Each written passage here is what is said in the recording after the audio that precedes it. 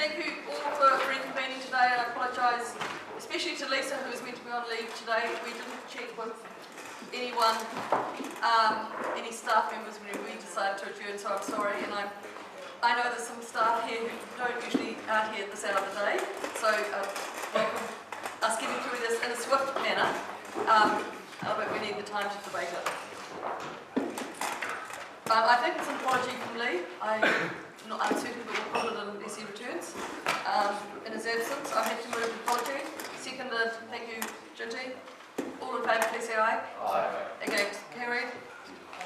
I think we're on item 10, which is the transportation 10-year programme. Is that what you think we're in? That's as I understand. Very good, Jane, thank you. Would you like to talk to your report? Yes, I'll just give a brief introduction. This report outlines the process to develop and include the 10-year transportation program in the Council's LTP and the Regional Land Transport Plan as well. It also sets out and describes the possible projects that could be included in those documents as well. And the purpose of this report is to flag these projects to you and just elaborate on the process and get your feedback and just to discuss these matters. Thank you. Sarah, do you want to contribute? Any questions, Richard? Well, look, my question was really around the time frame. That there are, you have to have something in September, and I'm mindful that you do say that putting it in doesn't necessarily mean it has to proceed, but nevertheless you don't want to put a lot of stuff in there you've got no intention of proceeding with. And is the time frame going to enable us to provide the sort of considered feedback that is required? Strikes me as being unlikely. In terms of the NZTA information, yes, there is sufficient time to put the programs in. There's certainly a number of gateways and decision points that we'll have to go through to turn the money on if the projects do become real. So, is it, I suppose what I'm trying to establish is a level of comfort that one could put in, I don't wish to misinterpret this, but a slightly wish list element that may yet have to be pruned down because it's not affordable for us, even if it was, even if NZTA were amenable to it. And is that an acceptable process? It doesn't result in loss of credibility at the NZTA and for us. No, all the other authorities go through similar process as well. It's quite a squeeze for everybody, and it's quite common that projects come and go or deleted, enhanced. What you can't do though is put in a new one after that date. Okay, that was helps. Ginty? A couple of questions. The first is, I've read the first line in here, policy implications for policy on page 1 of 8, with a little alarm, and that is many of the projects contribute to achieving the vision and goals of the Dunedin Integrated Transportation Strategy. And I just wonder why we would be considering any projects which did not relate to or fulfil those goals and objectives, given that we've just adopted it, and given funding constraints, we probably wouldn't be focusing on it. If you look at the projects, some of them, for example, the St Clair seawall, ramp and stairs, and the St Clair seawall longer term option are not in the transport strategy. So there are some projects, it's just ready to flag. But you're right, most of them do contribute, but there's the odd one like that that wouldn't.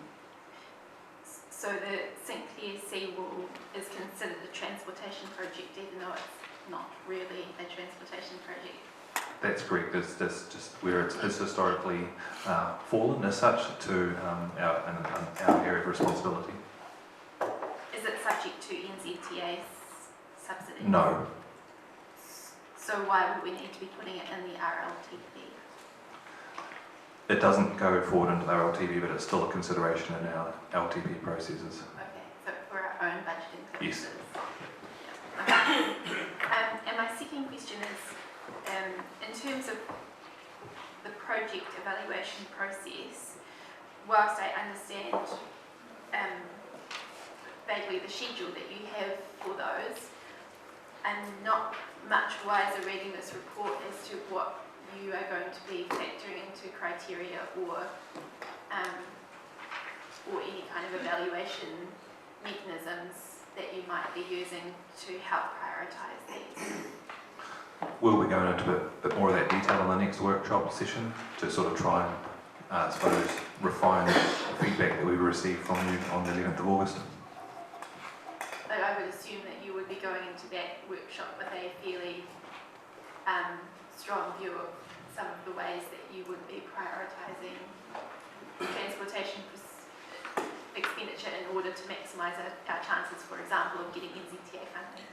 Yes, we'll have a view of that, but I suppose what we'll bring back to the table at the time is some program options, if that will have some affordability considerations as well, of sort of a do minimum type program, sort of medium-sized program and a larger program, to just at that stage to get some feedback for you about where the council may see the transportation program fitting.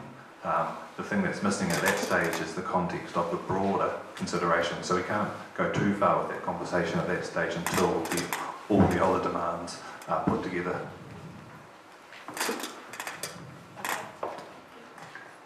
John?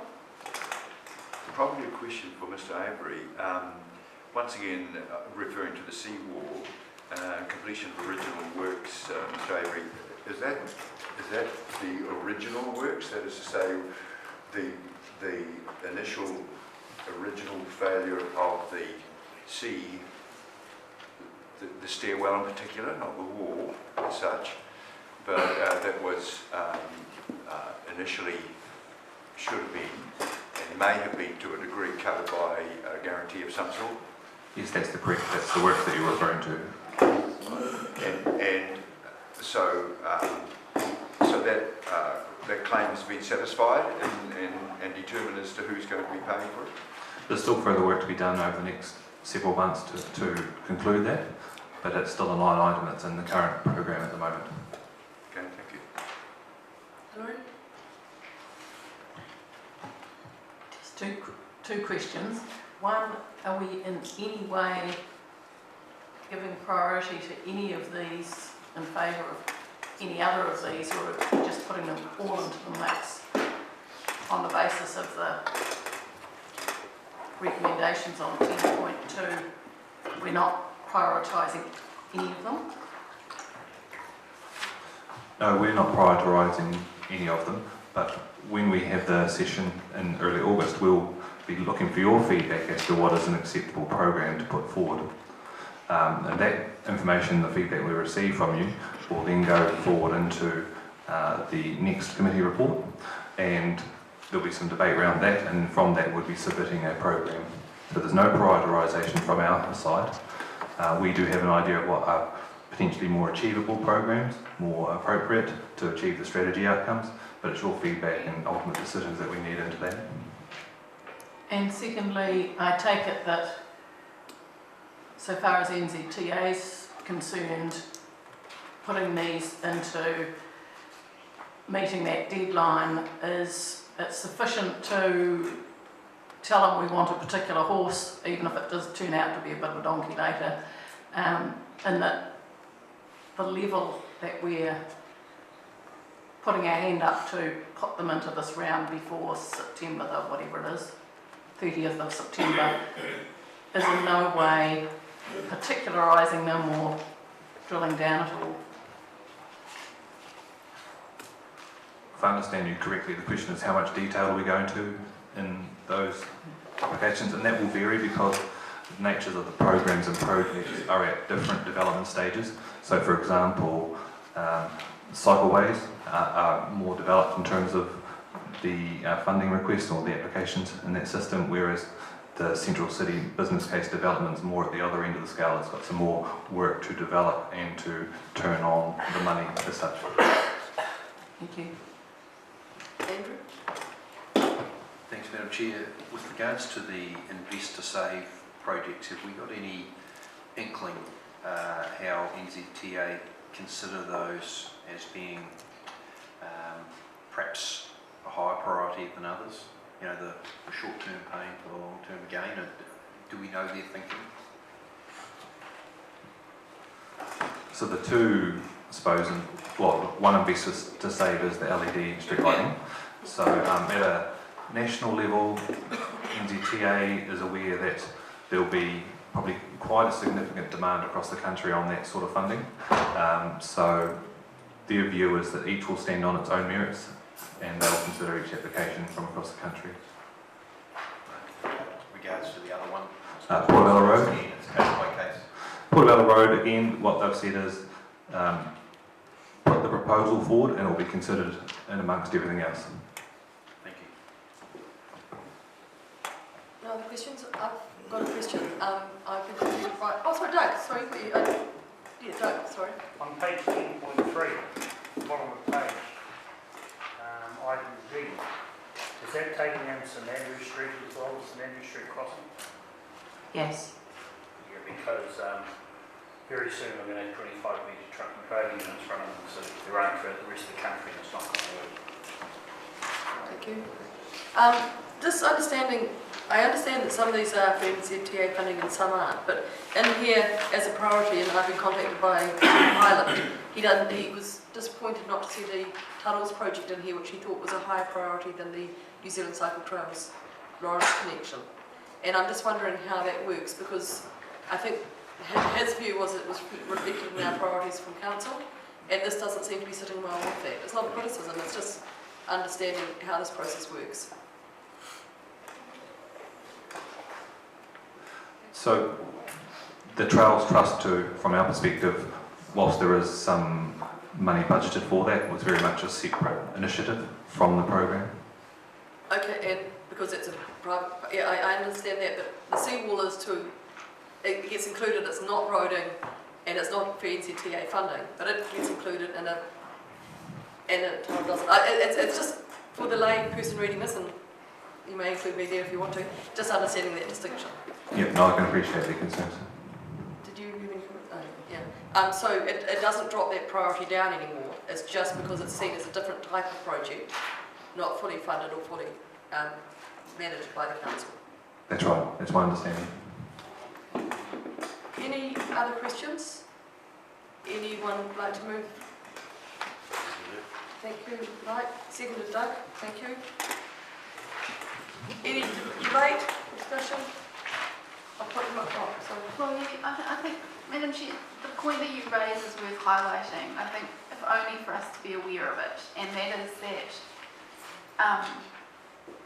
now and into the future we are but one provider really of transport infrastructure, and I think in making our plans we need to be aware that there probably will be multiple funders of different projects going forward, and that some of the projects which are in fact pretty high on our priority list as a council and as a community may not be wholly or even in majority council or public funded.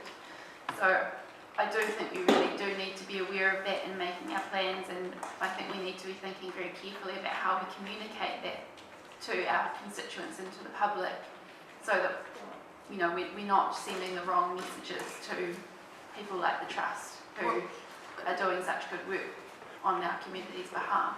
Well, that's the question of the staff then is, would it be appropriate to have a fifth resolution, which says something to the extent that this reflects the priorities for NZTA DCC projects, but does not necessarily reflect the priorities of council in partnership with other organisations? Or is it? It's possible. It's more about, I suppose, this is which projects would go forward into the RLTP process and in our LTP process for funding decision making. Whereas the other project that you spoke of, Trails Trust, for example, has already got a strategy in place and a mechanism there for it. So, to my mind, that importance to that council is well set and would be included in the likes of the long-term plan already. Okay. Well, I think we're noting that it's a discussion that will come up at LTP, perhaps. Any further debate? I'll put the motion. All in favour, please say aye. Aye. Against? Carried. Thank you.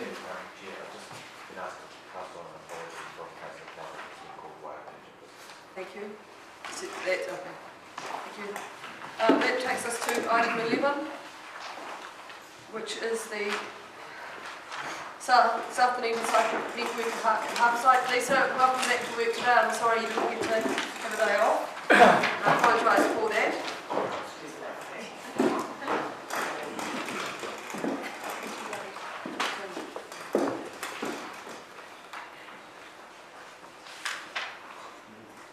Would you like to talk to your report, Sarah or Jean or Lisa? Yeah, I can do an introduction. So the report presents the latest on the development of the cycleway through the Harbourside area. This is part of the South Dunedin cycle network. The original proposal last year was for the cycle route through this area along Wharf Street for the Robert Street, Wharf Street intersection, and for Robert Street to be closed to all vehicle movements to make it safer for cyclists and to reduce the existing risk of to address existing safety issues at that intersection. That was brought to council and the consultation was that the businesses were opposed to that full closure at Robert Street.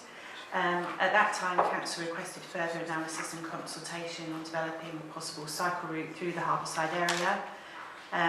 Staff set up Harbourside Advisory Group to do this work, and there's representatives from local businesses, the AA, Spokes, KiwiRail and so on. They're all listed in the report. This group, I have to say, worked very hard to satisfy the concerns of businesses in the area, and the stakeholder group really helped to develop and endorse that option 1, which is the option that's attached to the report, which sees 2 movements being retained at that Robert Street intersection. So vehicles will still be able to turn right into Robert Street from Wharf Street and will still be able to turn left out from Robert Street. But the more dangerous movements, which are the right out and the left in, would be banned. The local access issues, which the man from Ellison's Aluminium who came to talk at the public forum last week, his issues with access into his premises have been resolved as he described, and there's a slightly updated design which we've got copies of here if you're interested in seeing that, which allow his full access to his business. So the report just really describes the process and results of the consultation and recommends that the committee endorse option 1 to be approved and implemented. Thank you. Lisa, do you want to add anything to that? Jane? Questions, please. Richard.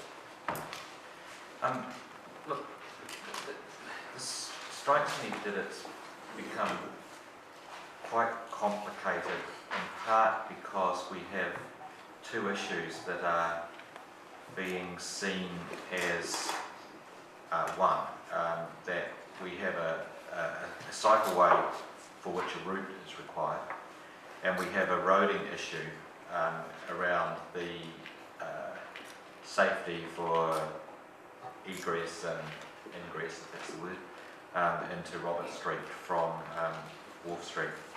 And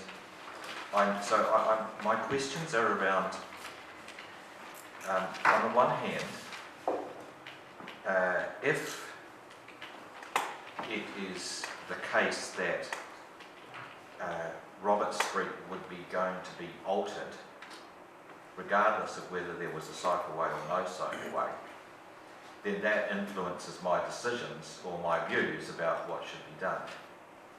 If Robert Street is being altered because of the cycleway, then that would have an impact on my views as to what should be done. And it's not actually that clear to me that, certainly not clear in the public's mind, but it's not that clear in my mind how urgent the roading issues or the safety issues into and out of Robert Street actually are, and to what extent they would have become an issue that would result in closure of access from certain directions if it were not for the cycleway. So I'd like some clarification around that.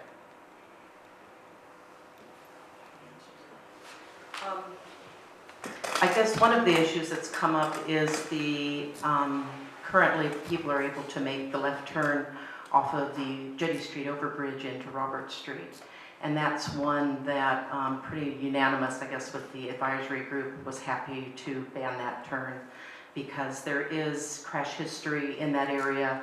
of some rear ending and things in that area due to those people cutting across where you still got another lane.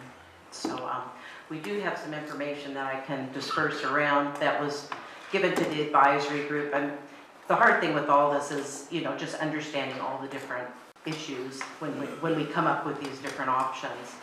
And from all that, you know, determining which are the best options. So this paper that's being handed around talks about some of the crash history in that area.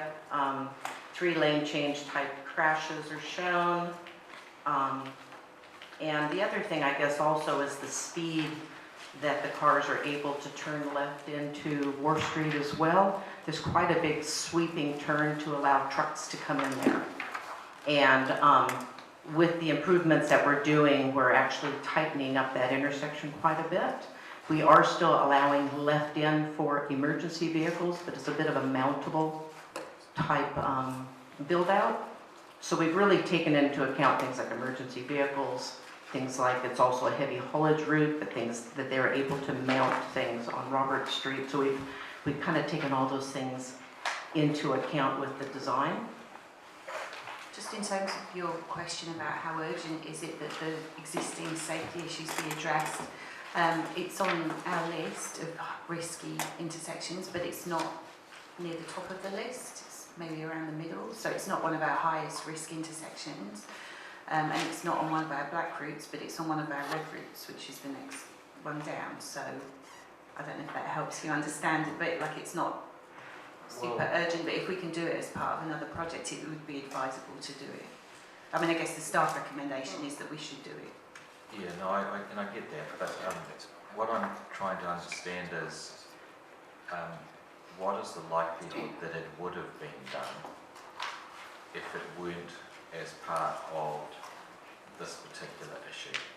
Is it very likely that it would have been done? It's likely it would be done at some point, depending on funding. Sorry, it's not. No, it's not a very. It's not really possible to answer the question. No. I suppose the only other comment I'll add is that the cycleway down Portsmouth Drive is there as well now, and that will increase the residual cycling demand irrespective. And some of those cyclists will choose to go on Wharf Street, and some might choose to go another route. So simply if we do nothing, to my mind, that risk is increasing at that intersection anyway. And that to me is the tipping point from my own perspective when I look at this, that would drive for this treatment. Yeah, okay. Can I ask one other question then? Yes, you may. Sorry, permission of the wrong people. In the submission that was given to us last week, there was the yellow route, which is not on this map, of course, which is basically a continuation down Kitchener Street and round the loop into Bird Street. And I did spend some time down there over the weekend, and one of the things that I did note was that if you, given the fact that the cycle lane will go in behind the molars and whatever that building is there, as a natural continuation, it has some logical merit as a route. The argument against would be that it adds length, although it adds about 150 metres by my best guess. Was that examined by the consulting group at all as an option? Yes, it was. I think it's found to be, I mean, currently there are cycle lanes there. And if we did something else, then you'd need to take out the cycle lanes, because obviously that would be a bit confusing if you had a separated and cycle lanes. I think it's just been seen as more of a recreational route. It's a route that's used on the weekends, after hours, when it's quieter in the industrial area. Even with the current cycle lanes, a lot of people have said, well, you know, why don't you just use the cycle lanes? But we see trucks parking on the cycle lanes. I think Tony was out there and said, what's the problem with the cycle lanes? As we saw a truck sweep right through the cycle lane going around a corner. So there were those issues. Yeah, if we separated it out, we could avoid that. there was still some concerns about parking impacts, and that's why I guess with all of us, we want to take the most direct route. And if there's an option of two, there's still going to be those people that we know are going to be on work that we might not be able to veer over, and we still need to protect them. Those people also are not going to take the dog leg, are they? There's two questions. Again, we just have to make it more attractive. The bend right now is quite a 90-degree. We need to make that a better entry. So, John, followed by David.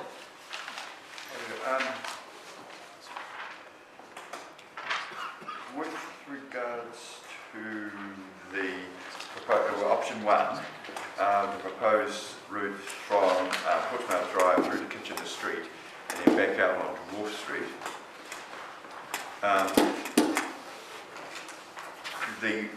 And that's across the Kitchener Reserve. The direct route at the moment is straight ahead.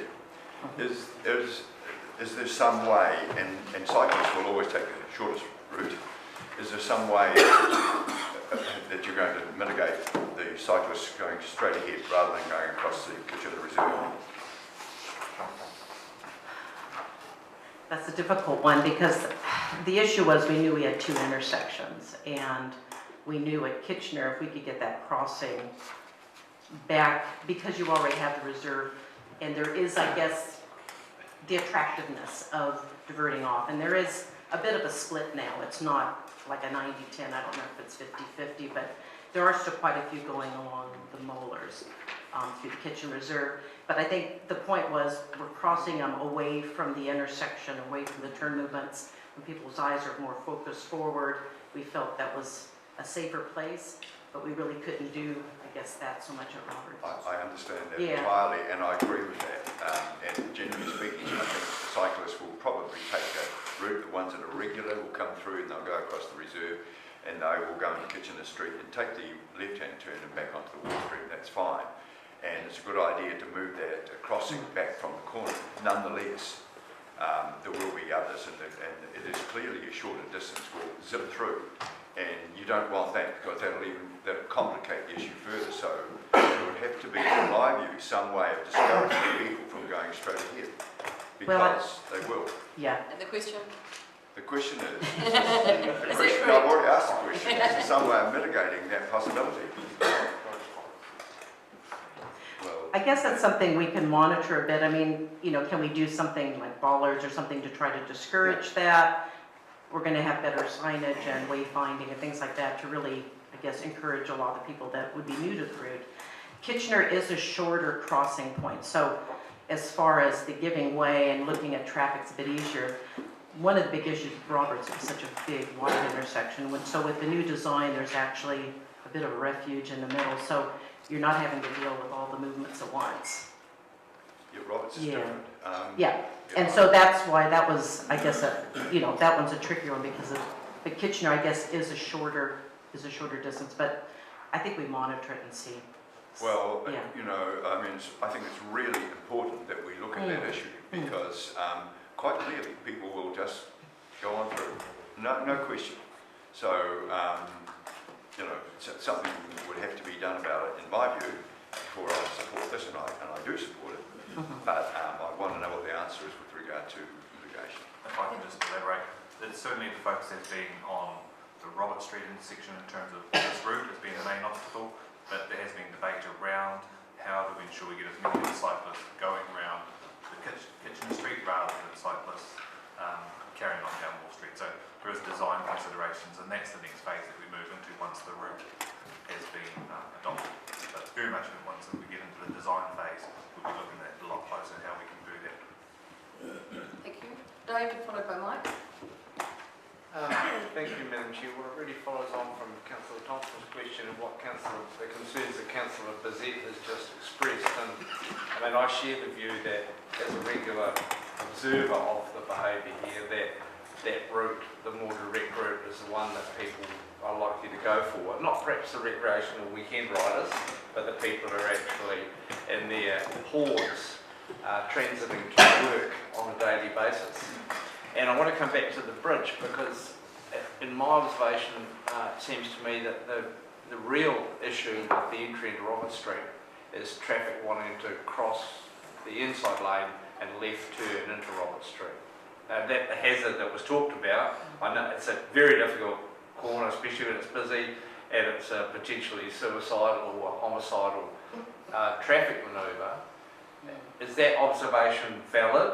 There's less, would it be fair to say there's less of an issue with the left turn from the left handle from Wolf Street into Robert Street, much less of an issue than there is with traffic exiting, the eastbound traffic coming off the bridge also wanting to cross the lane and turn into Robert Street?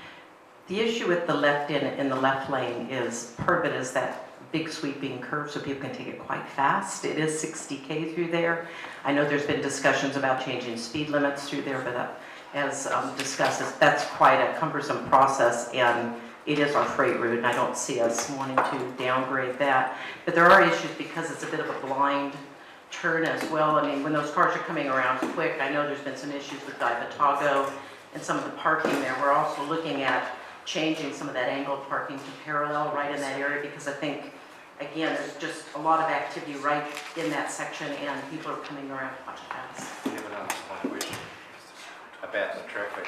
Is it a greater concern in respect of the traffic coming off the bridge wanting to turn left than the Wall Street traffic wanting to turn left? Or, can I ask this with that? Is it likely that people on Wall Street will have turned left from Burke Street as opposed to Robert Street?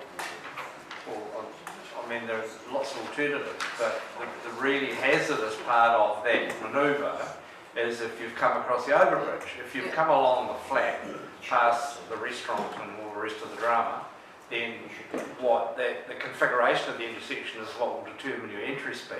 Yeah. But, I mean, is it a valid concern from your professional point of view, a valid judgment that the bigger of the two concerns, the real hazard, is the people coming off the bridge wanting to turn into Robert Street? I guess you're saying this is a hazard for other vehicles or is it a hazard for the cyclists? I'm talking about a hazard for the vehicles at that corner. I'm not talking about cyclists at the moment. Is that fair judgment? I would say that the hazard for vehicles is probably more from the overbridge. Okay. Vehicles. If that's the case, yeah. the Mayor agrees with Yeah. you, so I'm delighted that there's three of us on the same patch. Would it not be possible, and coming back to what's the issue here, and what's driving it, and what's the trigger, would it not be possible with physical separation to stop a left-hand turn off the bridge? To put in a median that forced that traffic to continue and then turn left at Kitchener if that's where it wanted to go.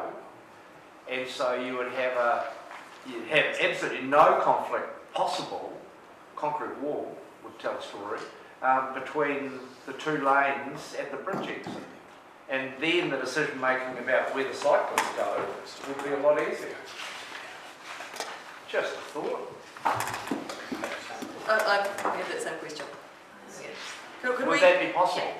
Was the Or question. just to do some kind of either plastic. Well, ball not or- yellow things that people drive over, but concrete Yes. things that people bounce off. No, thank you.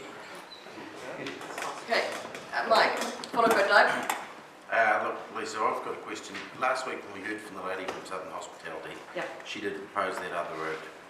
And I feel a bit uncomfortable having to make decisions about cycleways simply because I'm not a cyclist and I prefer people that are experts to make those decisions. But I have just noted today, I've talked to two different people and they've both indicated to me that they regularly cycle this route and they go round via Kitchener Street, Burt Street anyway.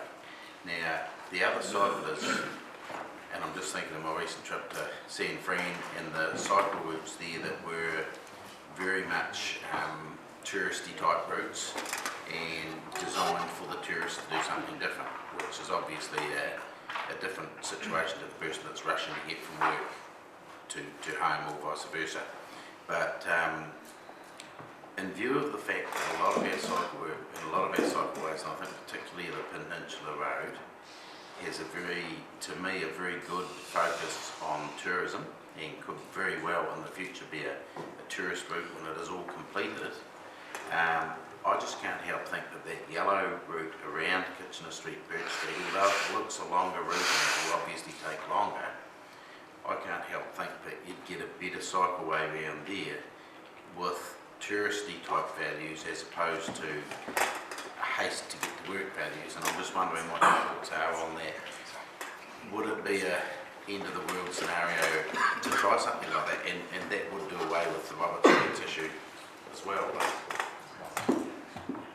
I think the Harbourside Advisory Group did talk a lot about which option was the right option, and they did talk quite extensively about the option around Kitchener Street, because there were representatives from the businesses there, and their view was if they could go round the edge, then their businesses wouldn't be impacted.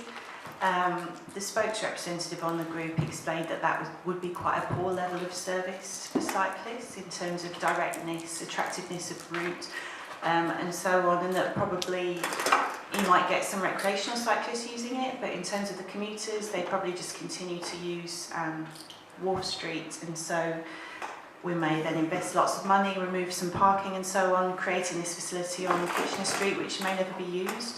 So it was seriously considered, and I guess the balance of people on the group in the end, from hearing each other's perspectives, agreed that option 1 was the best option for everybody, because they don't want council to invest money in a route that's not going to be utilised, and that was the serious concern with the Kitchener Street route, that it would not be utilised and it would cost significant amounts of money, and it would not be attractive enough to cyclists. So that was how the advisory group came to the decision that option 1 was really the best in terms of the balance, because it did maintain some of that intersection access, but also provided a good route for cyclists, a reasonable level of service that everyone could feel comfortable with.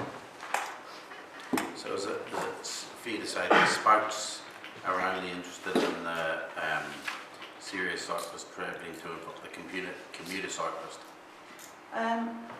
No, spokes would be interested in all cyclists, and spokes also very willing to sit down with the businesses and with the AA and so on and listen to other people's points of view.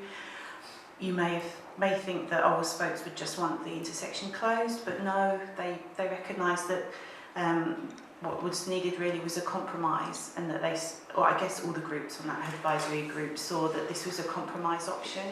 It's pretty reasonable for cyclists, it's a nice direct route. The movements at the intersection will go down, the intersection's a lot more tight, so the cyclists are only exposed to risk for short periods. And the businesses that were represented felt that it was reasonable as well, because they kept the 2 movements that they felt were most important to their businesses. So I guess the people on that group did, through a process of about a year, feel like they got to a point of understanding each other's points of view, and then that's how they ended up agreeing on recommending that option 1. So I guess that's why we feel quite strongly that that's the right option and why it's been recommended. Okay, Doug, followed by Dave. I have concerns about this. Going back to the item we've just passed on item 10. Can you use your microphone, please, Doug? I have concerns on this, because going back to item 10, this is going to push more heavy traffic into this area, and here we are putting another cycle. We're right on the side of a heavy traffic route, so it's going to be a heavy traffic bypass from hopefully all the trucks from in and out of Port Chalmers, and here we're pushing to put a cycleway on the side of a, could become a state highway. It is separated from the road though. Yeah, but we've still got problems. You get up the end, they're going to cross over under the bridge, and very narrow through that area from Diver Target. And what we've got is for recreational. Where do they go to when they get to the end of there, and they want to get down Friar Street? They've got to cross 1 lane, 2 lanes, then they're going to go along the side of the railway, and then they've got to cross 3 lanes of traffic to get back into Friar Street, which we're going to get a heavy traffic bypass, we're just loading.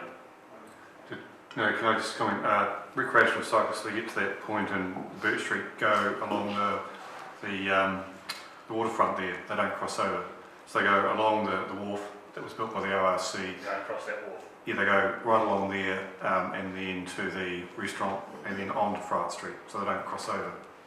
And that Friar Street route's quite popular as well, the cycleways that take to Friar Street. That's right around here. Right around. I'm just more concerned that we're putting cyclists onto that bad corner, even though it's separate.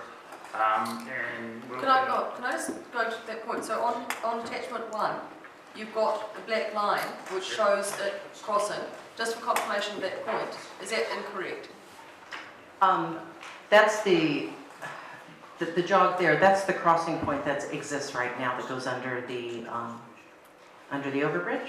Well, it doesn't. That takes the commuters into town. So those would be the ones that would be commuting, would cross there and then ride along the other side of Thomas Burns and then either go over the overbridge or around at St. Andrew. Okay, so He's talking about more, I guess. No, I think there's two things. So Tony answered the question about those that stay on the east side. The question is, if this is going to be increased traffic flows, how is that going to be managed, that crossing point under the bridge for commuter traffic? How have you future-proofed that, or is that the bridge that we put into section 10? So the crossing Into point, Port 10. the crossing point has an island, so they cross one lane at a time, and it's just single lane under the bridge. So we anticipate that even with some increased freight movements, it will still be perfectly reasonable to be able to cross there as a cyclist. And if it's not, then we'd have to investigate what could be done about that. But I don't see that there would be an issue. Both the consultant and the group were aware that this is the freight bypass at the moment and may become more attractive to freight in the future, and because it's separated, it's not seen as a major issue. Okay. Sorry, Doug, I was trying to get the clarity. Sorry, it's just to clarify what you're asking, because I'm confused. On this diagram, we have a very clear change of side of street on this black line that appears to be at about sort of 20 metres at the bottom of where people come off the overbridge. That must be wrong. It's a very schematic drawing. It's wrong. It's unfortunate, it should be dotted as being underneath that bridge.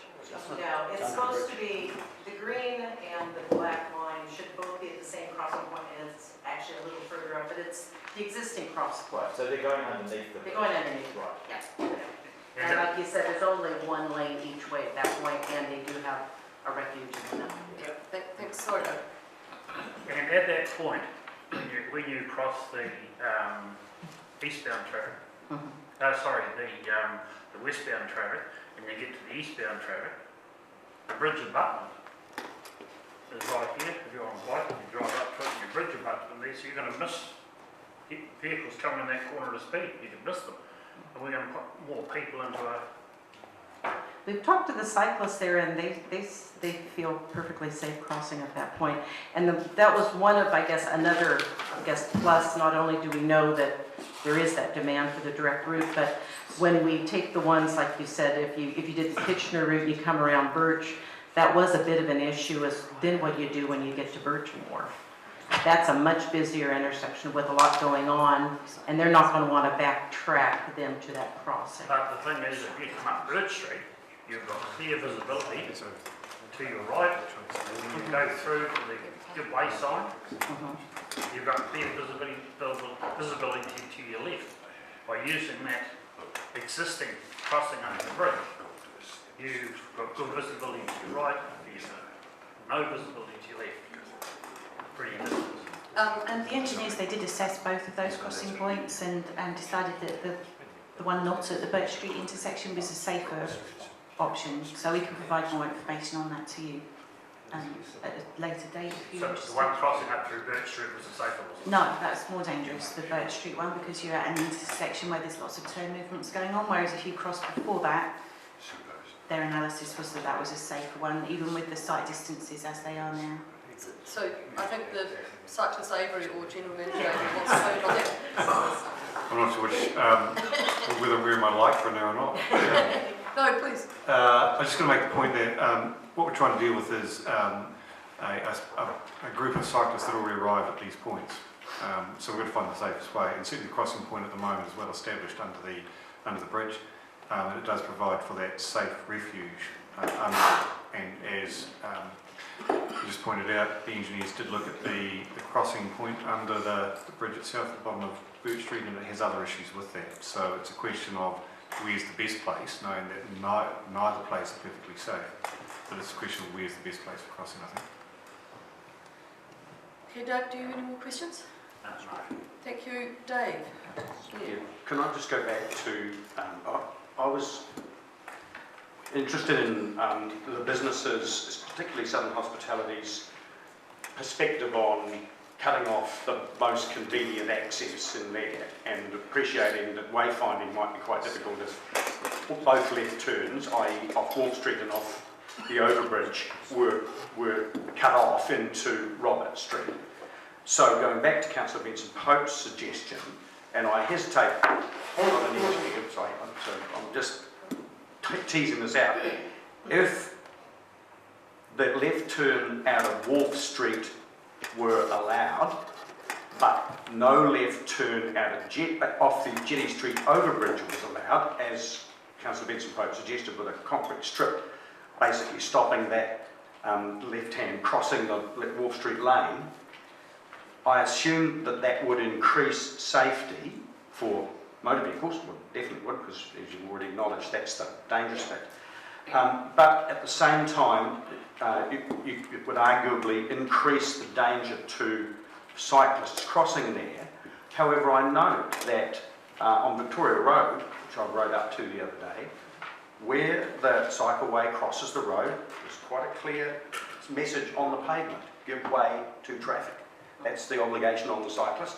So my question is it possible to put a combination of those sorts of things in there so as to facilitate at least as much access into that business area as possible, but still allowing the cycling to come through there, but putting the obligation on the cyclist to give way? I guess the problem is if you start looking at swept paths of trucks and cars at that intersection, we kind of get back to, I guess, what we have now. We just have not, I guess, enough refuge space in the middle. Yeah, I'll pass this one. Oops, pass this around. Do I understand from that what you're saying is that if you allow a left turn there and it has to allow for heavy vehicles, it has to be quite a sweeping turn and therefore quite fast and okay. Yeah, it's just when the bigger the vehicle, the bigger the swept path, and with the design that we've done, because of the right turning vehicles in, we can tighten it that much more. Right. Let's answer that one. I can just ask a second one, and again I hesitate to suggest another route, but because they seem to be getting more and more complicated. But if you coming down Portsmouth Drive, right on through Kitchener Street Reserve, along Kitchener, but down French, cross over Roberts, and then back onto Wharf, which point you'd be crossing Roberts not at the intersection, you'd be crossing about 30 or 40 metres up, and you would be then on once you cross Roberts, you'd be on the safe side of the road to go around to the right hand of Roberts. Now, tell me why that's... that was one of the options we put forward. That was the, I guess, option 2. Sorry. The green one. Oh, you mean going up Robert Street, or do you mean just... crossing Robert Street and turning left and back onto Wharf. Yeah, so on the other side of Robert Street. Yeah, we did look at that. I know that during the consultation, one of the businesses was quite opposed to that. I guess it's the cylinder testing guys there on the corner. I think their concern was there's some loading, unloading in that area about where that was. Because, we thought that might be a good option. It's still deviating the traffic, but that was utilizing shared path that we had. Thank you. I think the car parking on those sites are actually better than back out. Sorry, next is Michael, followed by Gingy.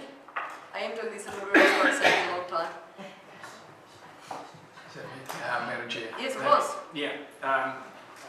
Well, so far down the list that some of the issues I have been answered, but I am still curious about the northern end of the Wall Street route, which seems incredibly frenetic with trying to squeeze cycles into a major arterial. But anyway, getting across, is there a crossing? There is a crossing there of the 2 lanes of traffic. Is that what's happening? Under there? bridges. And then back again to connect with the Custom House quay. Is that what happened? No, No. there's the one goes over Custom House Quay and down Fright Street. If you go under the overbridge, you end up at the bridge. Bridge Street. Thomas Burns over there at the railway station. So there's no crossing of the arterial. Only I don't get it. under the overbridge once. There's an existing lane. crossing, Yeah. crosses 1 lane at a time. So Okay. it's before So- you get all the traffic that's coming down Sure. the overbridge. Yeah, I'm heading down the line of Kitchener Birch as the obvious way to put a cycleway, which is the least disruption for the businesses there, for the parking around there, and for the safety of the cyclists. And I'm just to point you to and my question is, believe it or not, I have one, but I'll be going shortly, so I'm trying to make a statement that we've got this very helpful supplementary paper here, which answers questions mostly about Robert Street, but it does give the differences in the routes if you look at it in terms of how much longer that Kitchener Street, Birch Street actually is in time if you cycle it. But and you see 40 seconds more for Kitchener Birch, the longer route, than say the Kitchener French Roberts route, that zigzag. And 1 minute 30 seconds longer than Wharf Street. But does the Wharf Street one account for if you were there at a busy time? How long would you be waiting for the traffic to clear? You know, does it include that, or is it just like you hit the crossing and then you just carry on and they give way to you? I believe it includes that, but I said this was a Sunday drive, Okay. so cycling. Yeah, fine. And I think that Wall Street could be at busy times much longer than what giving here for these times. But anyway, yeah, thanks for that. Jinty, followed by Andrew. Thank you. My first question is when the proprietor of the businesses that came and spoke the other day I asked whether or not they'd be open to a trial of a proposed option that you guys are suggesting, or that the group collectively came to. Have you guys considered the notion of a trial and whether or not that might work?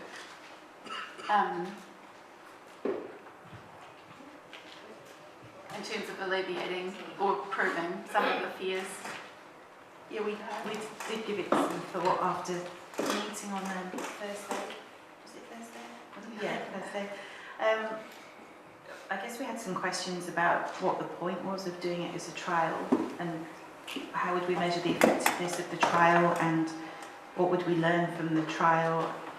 It would be potentially feasible to do a trial by using traffic cones or maybe materials that could be bolted in rather than permanently doing curb build outs, but I guess we have some concerns over how that could actually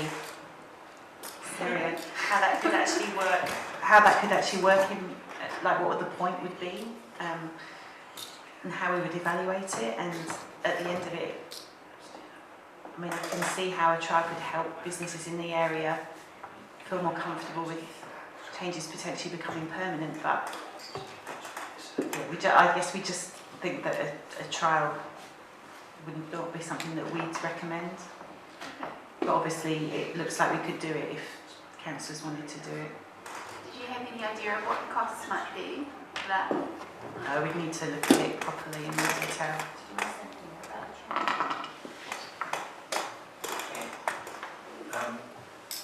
Yeah, we did, seriously, we did consider it. It was sort of, we've spent a reasonable amount of time getting to this point, and we were a bit concerned about whether a trial would actually get us any more confident or move us ahead into that decision point. So we thought at the end of it, we would, I suppose, what we might learn would be is whether it was as bad as the business is expected, and that would have been about the only benefit that we might have get out of a trial. Okay. My second question is just about the different route options, and I guess like others, I've been thinking about the different crossing points across Wolf Street. From a safety perspective, from a cyclist safety perspective, is there any real difference between exiting at Birch Street, which would happen if we took cyclists along Robert Street or Buller Street, and exiting and crossing at the point just under the bridge where they currently exit and cross? I guess from the consultant and our traffic engineer, they've looked at that and felt that the existing crossing was a safer crossing point. I said Birch Street has the turning movements as well, where they're just crossing straight traffic, and the sight lines were sufficient. And in terms of the actual shared path itself, I take it this is meant to be bidirectional, is that right? Yes. Is it intended then to widen the existing shared path? It's supposed to be 3 meters for the full length. Okay. Yeah. So I'm not sure if that's if some areas are a little bit narrower now, Yeah. but the plan is to make it is to be 3 meters. And is the one on the other side of Wharf Street that they connect with, is that 3 meters wide? I think there are some narrower bits through there. Yeah. And my final question just pertains to the issue that Councillor that John raised, which is that sweep around. The reason why cyclists or why the group wasn't promoting a simple take it along Wolf Street approach the whole way from Kitchener Street Reserve rather than going through the reserve. Is that because of potential impacts on businesses, or is it because of a space issue? Just staying along Wharf the whole way then.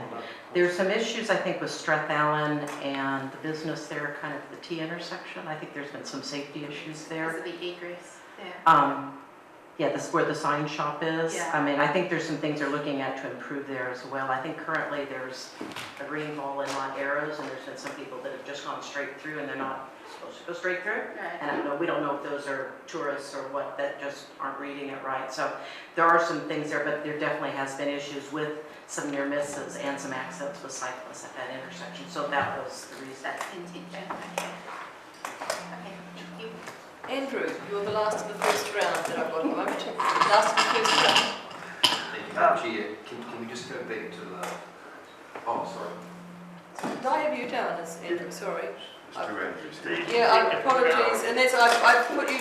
Yeah, sorry. Just quickly, going back to the crossing of Wall Street underneath the overbridge, where you cross 2 lanes of traffic, and accepting now, but I'd be really concerned if we go with that option on the basis that we're putting in a cycle lane that will only encourage more cyclists to use it. And why are we not sending the cyclists all the way down Wall Street to Thomas Burn Street and using the existing facility we have, i.e. the lights adjacent to the railway station?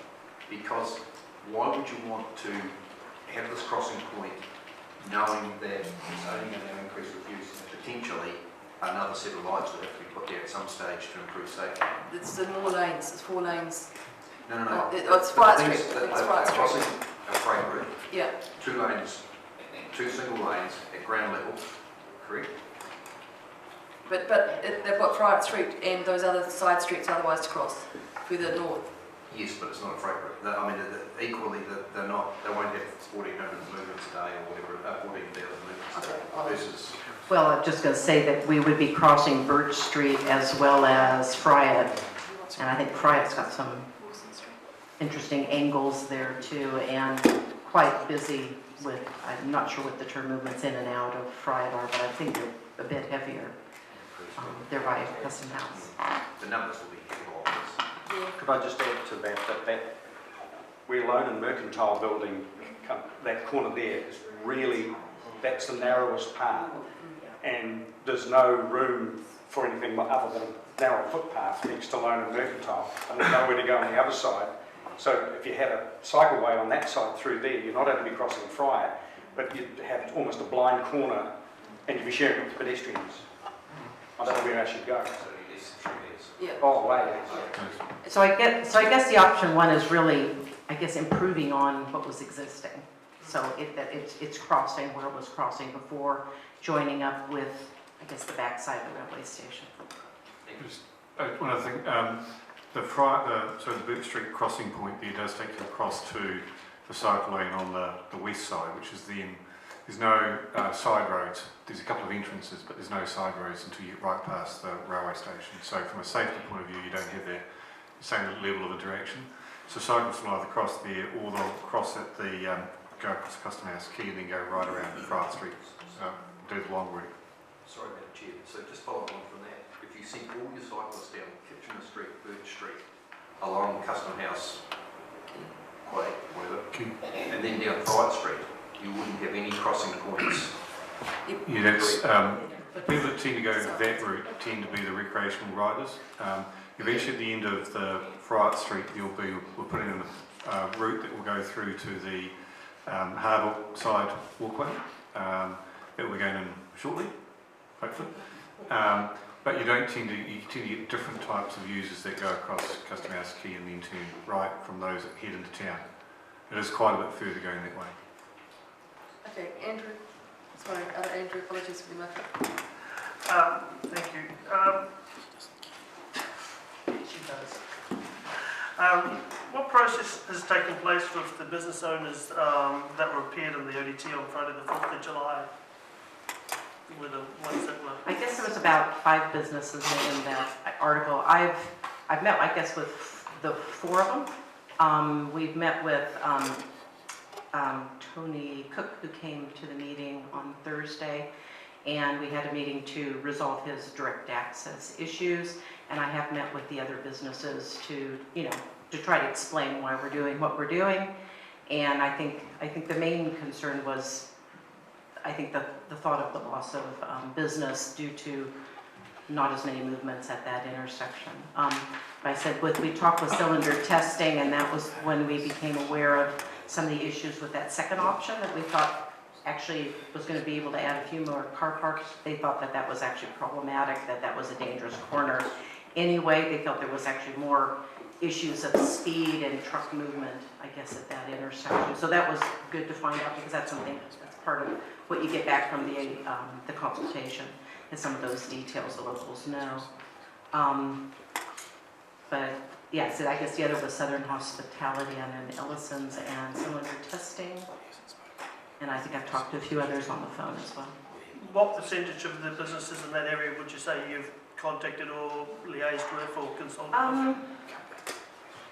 I mean, initially, when we did some of our letter drops, I did it myself, and I went out and talked to quite a few of them door to door. There's about, I guess, 2 other businesses that responded to the latest consultation, and they were both in favor of the proposal, and that I think there were more down the Kitchener end. But I think some of the others, when the preference was more towards Wharf, we probably didn't hear as much from some of the Kitchener businesses.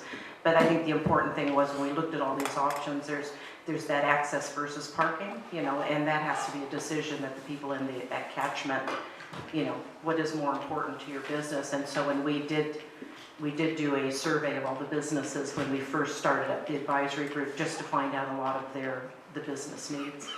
Okay. One of the issues that I've looked at on the frequency that I drive this road is the railway lines. How active are the railway lines? They are active, not real active at the moment, but talking to Kiwi Rail, Robert Storm says he would like to actually see that increased. I think the building that's on the corner of Kitchener and Wharf is currently used, I'm blanking on who it is. Who does the milk? I'm blanking. Fonterra. But I think the lease might be up on that, but I think they're encouraging more use of that. So we did have to take that obviously into the design of anything that we build around the rail line. Only one of those rail lines is actually being used, the other is not used anymore. But we need to make sure we have a certain distance for any kind of build out from the center line of the rail line. And from Roberts to Burt Street? Through that area is going to be a lot tighter than you've got the railway line right there. Same or?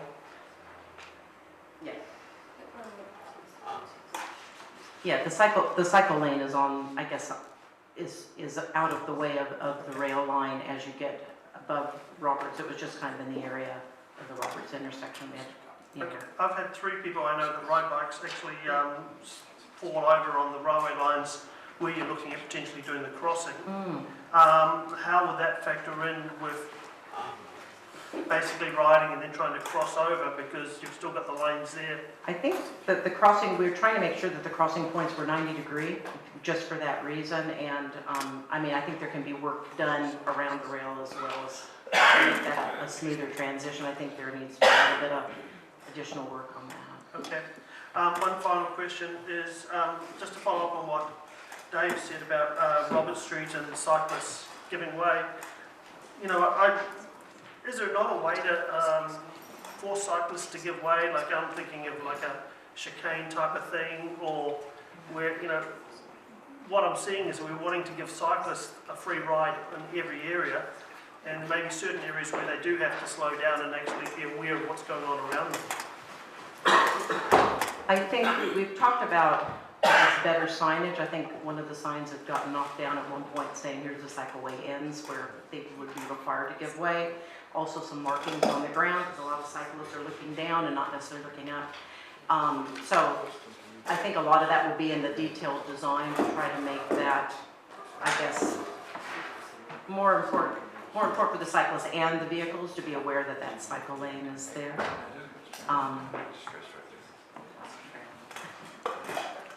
Okay, just finally, I do want to... I've been dealing with one of the local property owners in that area, and he just said that Sarah Conley was doing a great job and getting consensus, so I want to congratulate you on that. Thank you. Aaron, you were jumping in because you had a question? I mean, mine was just picking up on your comments about the detailed design phase. Regardless of what the recommendation is that gets passed potentially today, how much flexibility is there? I mean, because there are obviously things that are going to come out of that detailed design phase that we're potentially unaware of currently. So none of these are set in stone as such, regardless of. Well, I guess with some of these, we're probably going into more detail in the concepts than we might in other situations, because we need to make sure it's gonna, these things are going to work.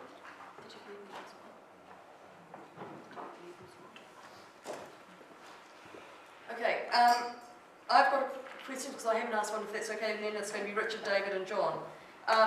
Signage was suggested as one of the things that could improve there. Have you had any chance since the public forum the other day to talk to any of the planning staff as to enabling that, or what will be allowable as of right? No, not explicitly, but we're aware that there's, from a transport perspective, it's not really an issue for us, but it will be district planning, so there will be just the normal rules that apply would be applicable at this spot. And just having heard in another committee round about red carpet and how we treat people, especially if we're going to affect them, would that be seen as part of mitigation provided here or not? Very well could be. Okay. You did ask the question about a trial, which I also had down here, and for me there seems to be a number of things happening in this area that will not happen immediately, and therefore to an extent everything's going to be a trial. I mean, we've just signed off on the 10-year plan, a pedestrian, I presume, pedestrian and cycle bridge to this area, which would hopefully alleviate in the long term the need to cross Wolf Street.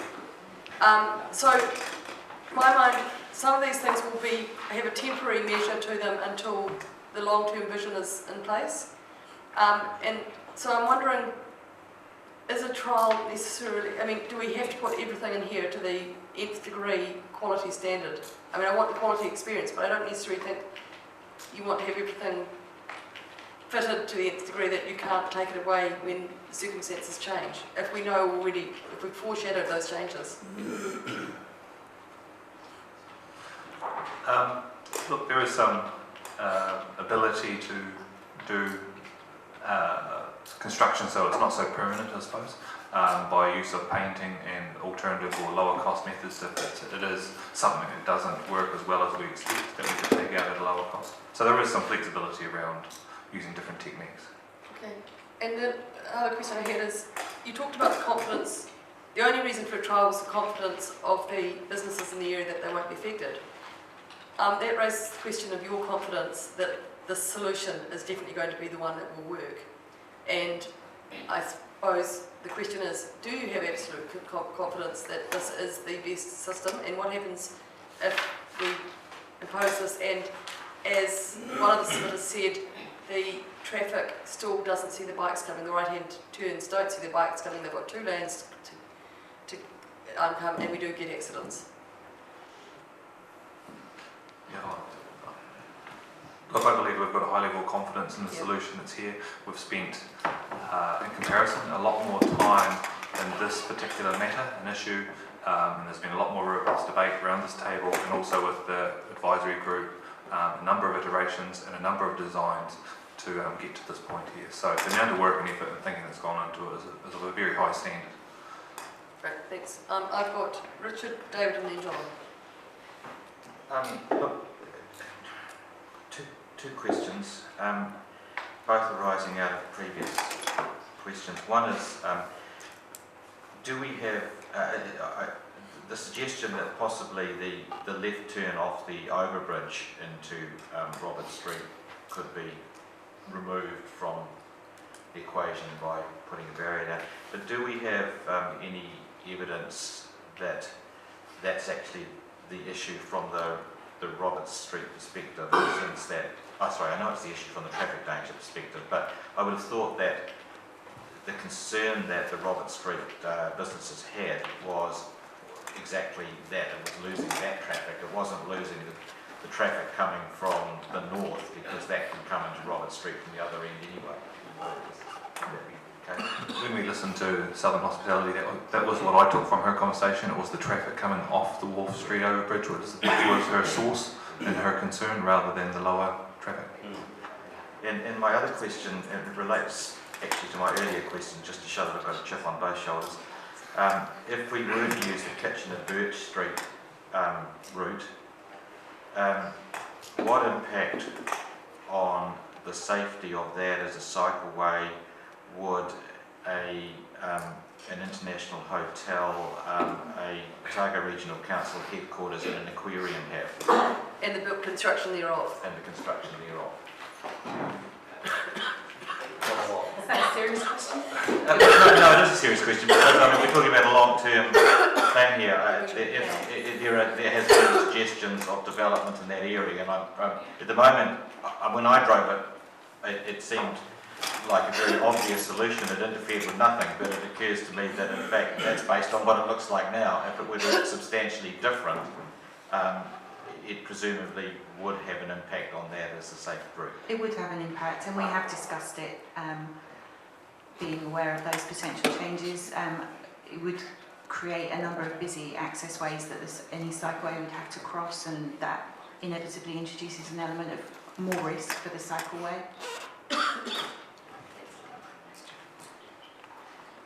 Okay, David. Thank you. I just want to ask you about the box on 11.6, please. This is the leaflet that went out to the local hunters, I assume. In the box, can you read the first two sentences to me and then tell me what they mean? Option 1 is the option preferred by the Harborside Advisory Group. Okay, so far, yeah. This option provides the most direct commuter cycle route, which also the route for existing commuter cyclists, which is also. Well, my point is that not only is that odd, but it doesn't provide the most direct route, because as Councillor Bezet observes and the map shows us, attachment 1, 11.9 is what we're now with us, presumably. Yep. The most direct route is straight past the Moulders along Portsmouth Drive on the current alignment, past the Apparel Master, and then directly. So that statement's not right, is it? Well, it's most direct out of the 4 options, I guess. But it's not the most direct. No. Well, you don't say the most, with respect, you don't. And in addition to that, this was the schematic that was provided to Punter, well, the one that you acknowledge is not right at the top end. In respect of the black line, it's in the wrong place, as you said. Yes. Thank you, John. Yes, my question was prompted by comments from Councillor Wiley, and this is what happens with the questions. That's absolutely fine. I'm here at your leg. Just to inform me and others, I guess, the cycleway across Portsmouth Drive and Wharf Street is not actually a cycleway. You can cycle on the footpath, and when you get to Kitchener Street and Robert Street, there is clear signs that say "End of Cycleway." So I presume, and I have always presumed, that if a cyclist rides across those roads, then they are liable. There's no question about that. It's not, as Councillor Wiley assumed, that we're making it easy for cyclists. If you cycle across either Kitchener Street or Robert Street and you get hit by a car, it's your fault if you're a cyclist, because it's not a cycleway. You've got to give way there, and it's counted as a pedestrian way, I guess, but you're allowed to cycle across it. So am I right or am I wrong? It's a shared path, and yes, cyclists do need to give way at intersections. Yeah, and is there going to be, given that's cleared up, are going to be signs that say anyone going in and out of Kitchener Street to give way to cyclists, or will it still be a cycleway up until you get to those streets, and then there's an expectation that you'll give way to everything, and then when you get on the other side, you're onto the cycleway again, and until you get to Robert Street, and then you have to give way again until you get to the other side of Robert Street, and then you go along towards Birch Street, and then you have to give way to traffic coming down while you go under the underhead bridge. Is it going to be giveaways to a cyclist anywhere along there, or is it going to stay the way it is? It'll stay the way it is. Thank you. Right. So we've got two more. With, you were saying, Robert Storm was saying that trying to more utilise those buildings for the rail. Yep. Will we have to put a fence between the cycleway and the railway line? Not to. No. Shinty.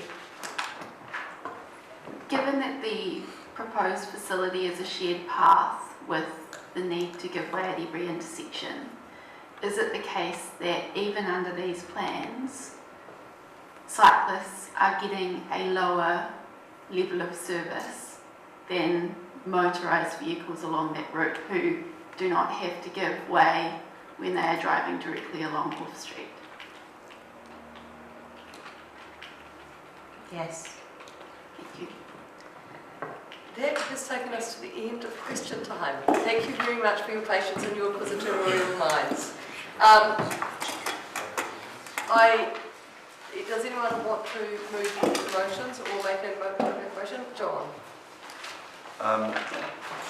I support the option one. I think that's the best option.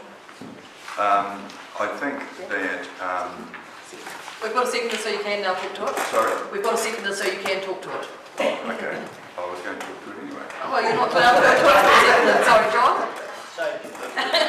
It's very kind of you to get a seconder. There's, the direct route that Councillor Benson Pope was alluding to, that, in my view, is probably the most dangerous part of that cycleway all the way through there, because it narrows down quite significantly, and there's no way at all of widening because the railway line is there. I don't see the railway line as a problem that somebody's mentioned, because all you have to do if you're a cyclist is just keep off the rails and you've got nothing to worry about. So I don't see that as a problem, and just addressing the issue that Councillor Noon raised with regards to the crossing down towards Birch Street, that in my view is the best place to cross, because as Mr. Avery said, you've only got one strip across, then you've got a rest spot underneath the bridge, and it's always a compulsory stop because you can't see what's coming the other way, so cyclists always stop there. And then they just go across the road, and it's only a very short distance to get across. So I think this route is probably as good as we're going to get. My only concern is, and I'm going to move in addition to the recommendation, is the traffic, and the Mayor alluded to this, coming down off the overhead bridge. there is not a great deal of, it looks like there's more room on that map, but there's not. There's only a very short space of roadway for left-turning traffic to get across one lane and then go into Robert Street. So my recommendation, or the addition is that the recommendation as it's outlined there is subject to further discussion with local businesses regarding access to Robert Street off Wall Street, as it was suggested. So if we can extend the medium strip coming off the overbridge, so that it makes it impossible for people coming off the overbridge to turn into Robert Street. That's the discussion I want to have with them, and if they're happy with that, then I think that will solve a number of problems. But that to me, I think, is a real issue. Okay. So I move that subject to the discussion. I'm not sure that we've got a seconder for that amendment. Well, insofar as I was going to second that, I just need some clarification, because that's not option one. Option one means no left turns into Robert Street from either Wharf or Jetty Street overground. That's option one, as I understand it. I am open to correction. So yeah, well, so that's been confirmed. So I was happy to second option one, but what you're saying is option one. No, I can't second. Yeah, that's. So so does anyone else want to second that motion? If you've got your right to speak despite that. So I'll second an amendment to that effect. I mean, I've already argued that we should allow a left turn out of Wall Street, but prohibit it off the bridge. before I put it down, can I just understand which traffic are you meeting the desire for, considering they can turn, and most people do now, turn at Birch Street? That would be on that road. So can I just understand that for clarity, because I think it's something we'd all need to understand. So you're coming south on Wall Street, and you can turn at Birch Street, which is what most people do now, but certainly in my experience, or you come down, why would you turn left then? I'm saying that in my observation, and I thought that the transportation planners confirmed that, and others at the meeting had the same view, that the most dangerous part of the traffic of current vehicle operation in this area is the left turn off the bridge into Robert Street. No, they also said the sweeping corner at 60 is also a problem. I acknowledge that, Okay. and it may be there are other ways of calming that, but at least then there is only one source of vehicles wanting to turn left into Robert Street. I'm not saying it's going to meet Southern Hospitality's needs, but it seems to me that is a state road safety priority even before we start addressing the cyclist issue. Okay, sorry. And I agree with Councillor Bazette about the direct route being the one that cyclists will take. Okay, well, I have had a motion and I do have a seconder, so I'm going to let the debate. I just wanted to understand that. The motion is, it's not Harbourside option one, it's an amended Harbourside option one, and that is the black line for the cycleway, but it's the amendment is that there's a median strip from Jetty Street, overbridge.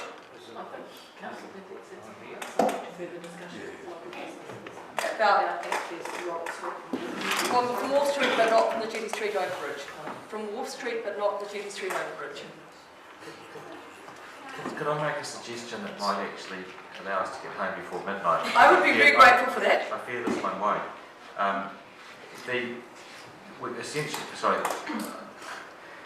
I'm very happy to explore further road safety options, including a median strip. But I think that to vote on a motion about road changes that we've had no advice on, that we know nothing about the impacts of, would be almost impossible. So we could have a very long debate about a complicated motion. Could we not determine whether or not, I would think that a supplementary motion that asks staff to investigate whether or not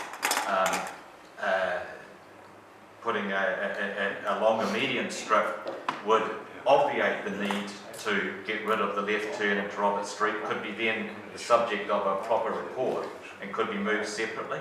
Okay. Yeah, I'm quite happy to move option one and follow along the suggestion that. Okay, so subsequent motion. There are no significant parkings along there. It's yellow line the whole way along.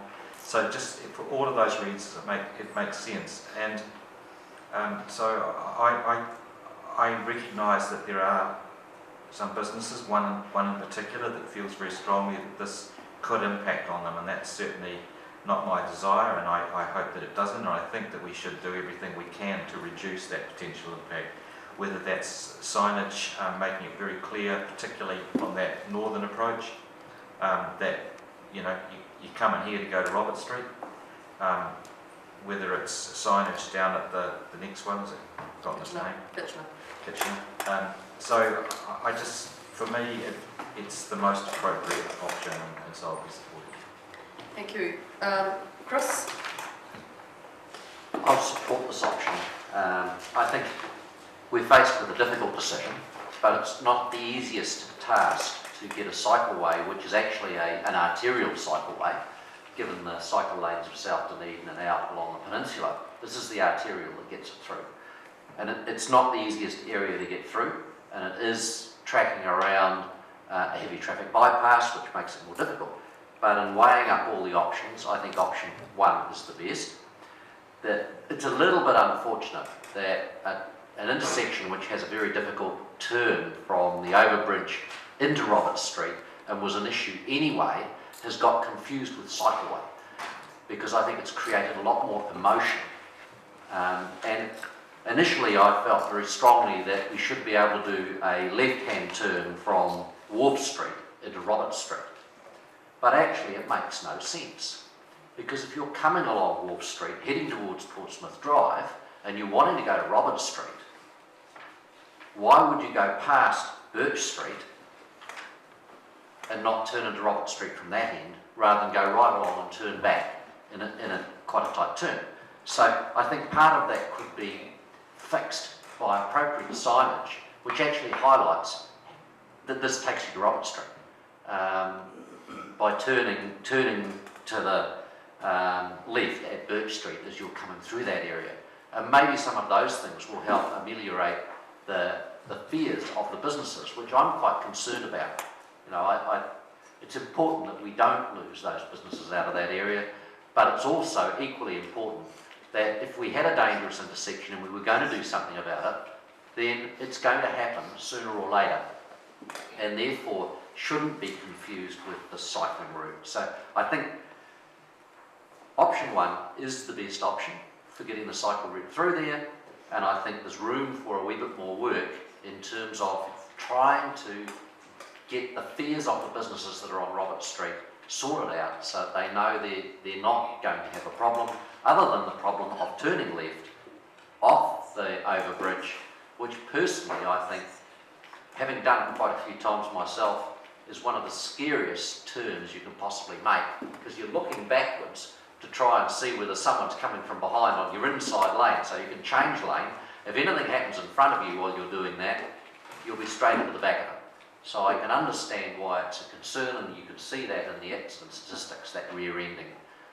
So I'll actually vote for option one. Dave, followed by Andrew. My observation is, in this instance, that the ideal cycleway route is not available to us. And this is the best one, under the circumstances. It's a compromise, and it's a compromise solution, though, that has been, as Jean said, really well consulted, really well researched. I note that around this table today, several of us from our amateur perspectives have put forward other solutions, and they've all been responded to really articulately, and the flaws in them have been shown up really, really well. I'm really satisfied with that. I also note, as Councillor McTavish pointed out, that this cycle route doesn't favour cyclists over anyone else. In fact, and I'm perfectly happy to abide by it, but it allows for cyclists to give way to traffic as they cross each of the roads. I personally think that giving way to things that are much larger and heavier than you is just common sense. You don't need to be told to do it, but I'm perfectly happy to have rules and lines on the road to help with that. I do, but in addition to keeping cyclists safe, I think we need to be keeping the businesses' customers safe. But I also am very aware of what, particularly Southern Hospitality, said, and I take it on board. So I would like to see the challenge of wayfinding for those businesses turned into an opportunity with extensive signage. So I'll just note now that I will move something that, that in consultation with businesses, wayfinding signage be developed with urgency. Almost as if we turn that area into an industrial, call it a name and call it an industrial park, and get some signage up that really shows their customers where they are. And I think that we can show willing, and it's a kind of red carpet treatment, show willing to those businesses who have expressed, in my view, perfectly legitimate concerns. But aside from that, I think this is the best option that we have that balances the needs of everyone, whether they're customers, businesses, road users of all different types. It's the best we can come up with. Sorry, Andrew, one and then Ginger. I think that currently option 1 really has to be the option. I still have reservations about it, and I will continue to have reservations about it. First and foremost is that commuter cyclists always look at taking the most direct route, so I can see them going in front of speedy signs and avoid me, and rather than going around the harbour. I do agree with Councillor Thompson that in the long term the harbour side area is going to be developed, and Kitchener Birch Street will be a great recreational cycle route, and I think when we're finished around the harbour it'll be a perfect route to really centre each side of the harbour as it goes through. I still have the one reservation about you will have to cross a railway line, and I know the accident factor of that first hand from two of my staff members. But I think really looking at what we've got on the table, option 1 is the only one. Gingy. I'll also be supporting this. I think people have covered off most of the issues. I think the key one is humans on bikes are no different from humans in cars, in the sense that everybody wants to get from A to B in the most direct fashion, and directness is as much a function of perception as it is of reality. And so whilst I appreciate the suggestions that have been made around Kitchener Birch and some of my colleagues' perceptions that might be an appropriate route for cyclists, as someone that cycles that route on a relatively regular basis, I know that that's not it's not the line that I will ever take, because even if it is only a minute longer, it looks like a lot longer. And it feels like you're going the wrong way. It feels like you're going out to sea when you want to be heading to the CPO or wherever it is that you're trying to get to. So for that reason, I think that Kitchener Birch is not an option for commuter cyclists. And I do hope that one day that road and that area are far more accessible to our community, be it those on cycles or those who are walking. I think there's a real opportunity that's being missed in that area for that. But that's not to say it's the right route for commuter cyclists. I don't think that commuter cyclists should be the ones that pave the way for that vision to become a reality, and I think it would cause more problems than solutions if they did. So for that reason, I don't think that Kitchener and Birch is appropriate.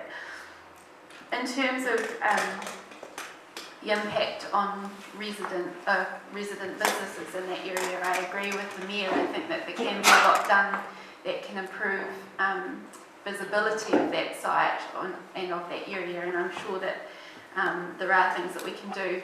In my view, this is where I would see red carpet kicking in. This is where we need to have staff from our economic development unit stepping in and leading the conversations from here on in, and front-footing that work. And I think Councillor Calvert, to credit, spoke to that earlier on today, the need to be proactive in identifying opportunities for EDU to step into a breach rather than waiting for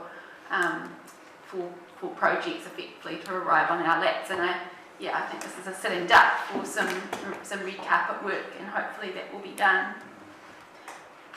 I would just again reiterate the point that from my perspective this isn't an ideal scenario, and I don't think that Spoke thinks it's an ideal scenario, and I don't think that any of the businesses think it's an ideal scenario.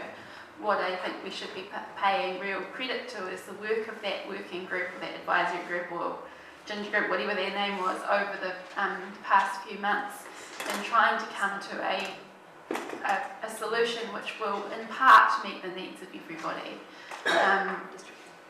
I'm saddened that again we're signing off on a cycle route which requires cyclists to suffer their way through a lower level of service than motorised vehicles are getting on that route. But it seems to me that there is no real option at this time under these conditions, and I think that needs to be recognised by anyone that is going to be concerned about impacts on Robert Street or anything else going forward. This is not an ideal scenario for cyclists. It's not.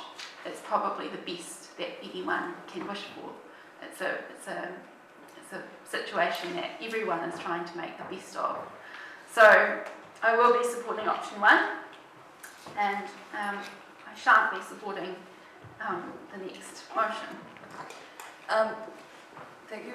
No one else wants to? I will speak in favour of this. The only thing is I think it's a relief to be doing a cycleway where car parking isn't seemed to be an issue, which is very pleasant.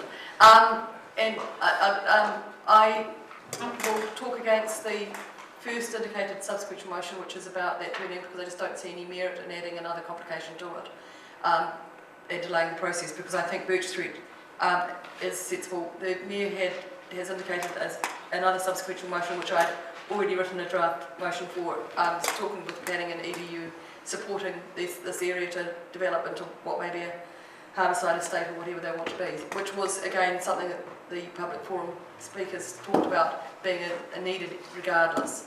So I think it's could turn out to be a 1-1. I certainly think that what I think some of the opportunities and some of the criticisms of some of the chance of these businesses capturing cyclists, especially the cafes down there, I don't think that's underestimated, and I've been lucky enough to see the figures, as I think we all have, of the increased use of the Portsmouth Drive cycleway over weekends, and there's real opportunities for some of those businesses to be providing for cyclists, which are generally good coffee drinkers and or cold drink drinkers, and they do like to have a destination to cycle to. So I think some of those opportunities have been missed by some of the businesses that are critical of this. But I think that will be something that will develop, and certainly the EDU, talking to them about that, may assist them as well, looking at those opportunities. So I'll be supporting the motion. Right of reply goes to John, I think. Yes. Yeah, very quickly. We've got 4 options here, and probably 5 if you take what I call the recreational route, which goes around through Birch Street. But in my view, there is really only one option. If you took any of those others, cyclists wouldn't go here. They wouldn't. I know this is a commuter route. It's not a recreational route, and cyclists will take the shortest route. I take on board the Mayor's comments about hitting something bigger and faster and stronger than what you are, and of course cyclists will take their safety into consideration. But there is still a lot of cyclists that go on the main road to and from town, because it's a quick route for them, and they're quite prepared to run the gauntlet, so to speak. So you can't make them go anywhere, but if you make them, or try to, as Councillor McTavish has alluded to, go further than what they need to, then they will not do it. So I think this is our only choice, and while it's not the best choice, it's as good as we're going to get, so I support it. Thank you. I'm now going to put the motion. All in favour, please say aye. Aye. Against? Carried. Thank you. Subsequent motion, the first one was to ask staff to investigate. I'm just wondering if I've got to move for that one to look at the left-hand turning on 4th Street. And does anyone want to move that? Well, No, the Mayor didn't want to move that. this is to This is putting the bollards up, or to stop people from Jetty Street off the left, but allowing turning off left off 4th Street. Does anyone want to? That was suggested that people wanted to see that paper. Does anyone want to see that paper still? No. Great. The subsequent motion is the Mayor indicated he wanted to put a motion about working with planning and... Putting it up. the Mayor's moving this, that the planning and EDU staff be asked to work proactively with businesses to look at signage and wayfinding for the harbourside estate or whatever else they want to call it, with urgency. Seconded, Councillor Hawkins. Any discussion? Sorry, you want to talk to your motion, Your Worship? Very briefly, I think that this is an opportunity to show that we hear what businesses, we've heard what the businesses who came here told us. I think we need to take it on board and treat it seriously. But I also think that it's an opportunity that we could actually enhance the area as a business area by putting up some useful signage and getting things going in there. So I think we should treat this as a positive. Okay, anyone else want to speak to this motion? I'm going to put the motion, all in favour, please say aye. Aye. Against? Carried. Thank you. Does anyone need a short recess before? No, okay, we're going to carry on to item 12. Staff, I appreciate we're now going slightly later. Are you all okay? You don't need to make phone calls or anything to make other arrangements? Okay? I was actually thinking of mothers more on that line. I'm going to go sing at 7. Okay. South Dunedin Cycle Network Review. Would you like to speak to this motion at all, or does the paper speak for itself? I'll do a quick couple of comments. So the report just explains that we've got more accurate costings now that package 1 and 2 have been tendered, and that's allowed us to estimate the cost to complete the full network, and that's now estimated to come in at 7.85 million. Because it's more expensive than the budget that we have, we've developed 2 options which are called Network Option 1 and 2, with option 3 being the original option, and they have reduced coverage and cost. Network option 1 costs 4.5 million, 12 kilometres worth of route, and option 2 is 5.5 million for 14.8 kilometres of route. And the options are presented for your consideration, noting that the staff recommendation is for network option 2, which provides reasonable coverage of the area, 3 key routes into the city centre. And just to point out as well that spokes were consulted as part of the development of these network options, and agree with the recommendation not to pursue option 3, which is the full network, but have not really come down in favour of option 1 or 2, more saying that they like option 2 because it has more connectivity, but they're worried that that would then delay the rest of the rollout of the cycleways, and that's just something to be discussed today. So that's the end of my comments. Other staff? No other staff want to comment? Discussion, questions, sorry? Jyoti? A couple of questions. The first is in relation to, so network option 3 has got the Musselburgh Rise link and the Tainui Road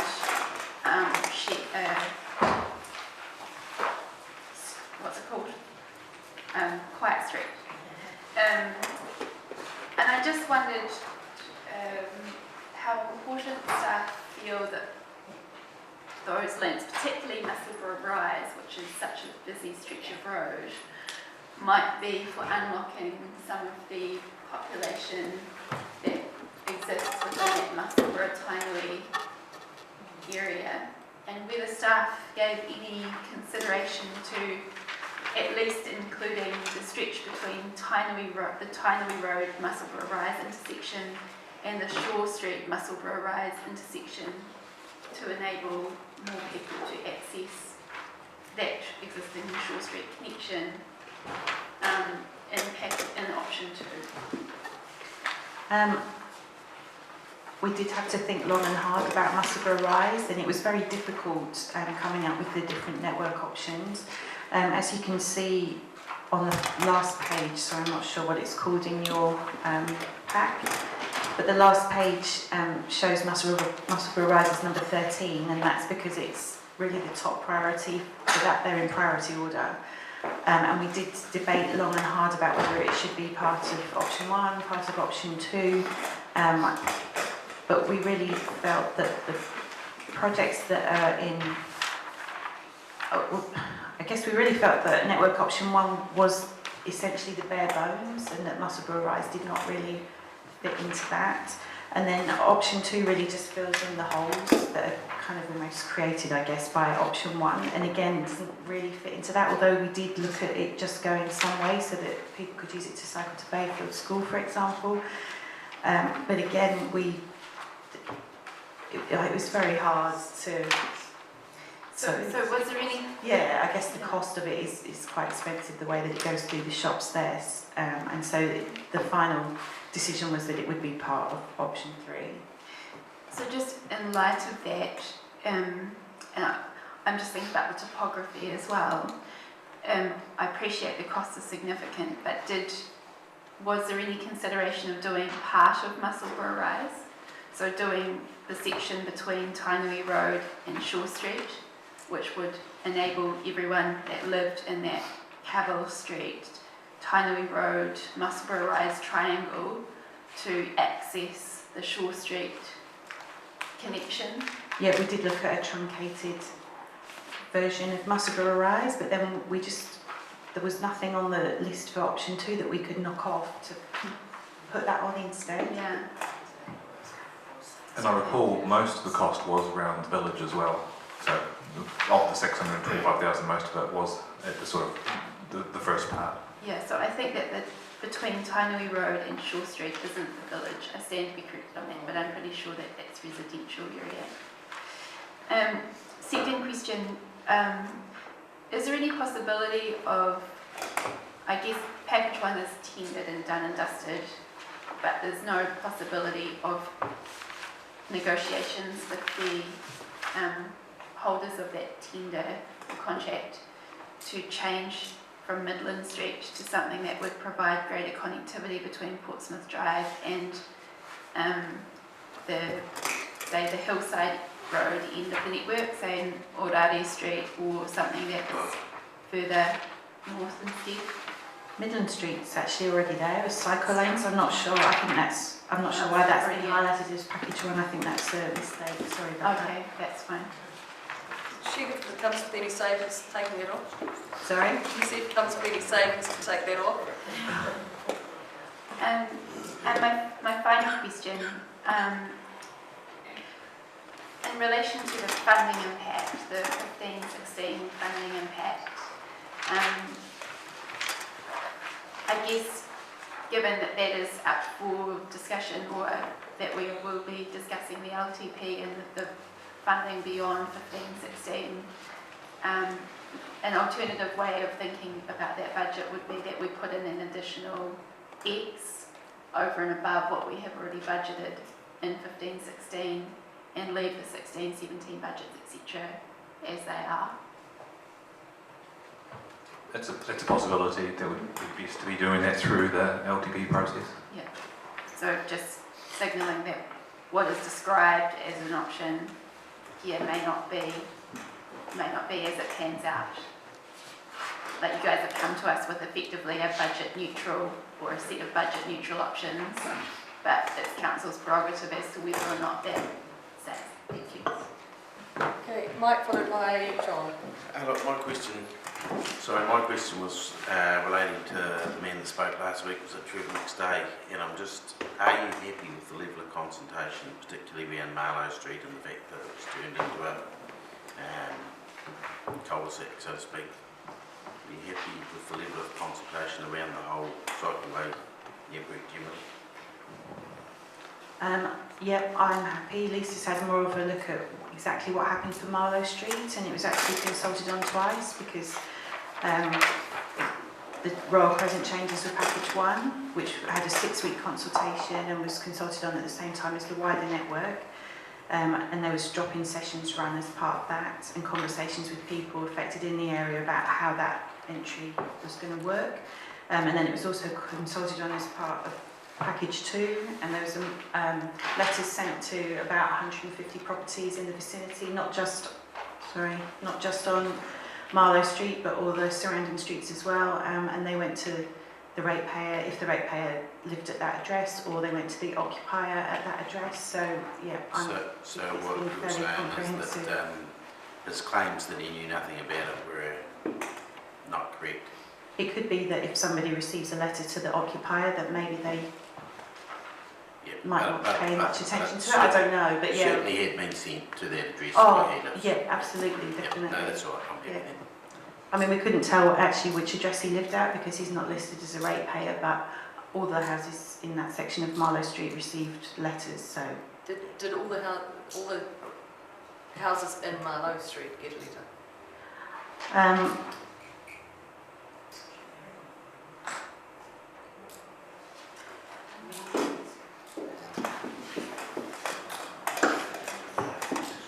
We're just confirming which Sorry, blocks Valley, it you're gonna look at that. is. Parts of Marlow Street are a long way away from the area. I don't believe it was all of Marlow Street per se, but just It's definitely all of Marlow Street between Royal Crescent and some other location, but whether the other part of Marlow Street was included as well, the staff member who was going to look at that for me today was off sick, so we haven't been able to get an answer on that, although I probably could work it out from the numbers on here. Did you have another question, Mike? No, it's all right. You've got a question, John? Yes, I have. Yes. Is it for Lisa or Sarah or Jane or Tony? For whoever can answer it. How are they delivered? So by post. By post. Yeah. One of them was, package 1 was by post, package 2 was actually hand delivered. Door knocked or into the letterbox? I think they probably door knocked, but if they weren't there, they put it in the So, John? Yeah, given there's already been some publicity about the Victoria Road proposed cycleway and it's changed from what it was initially to Victoria Road from the Dunes track, so to speak. You with me there? Yeah. And that's not in your preferred option. Are you able to do some work with regards to you allude to the fact there'll be people who will ask a question about Victoria Road, and if it's not there, we need to have an answer, because I think at some stage we will do something, or council will do something.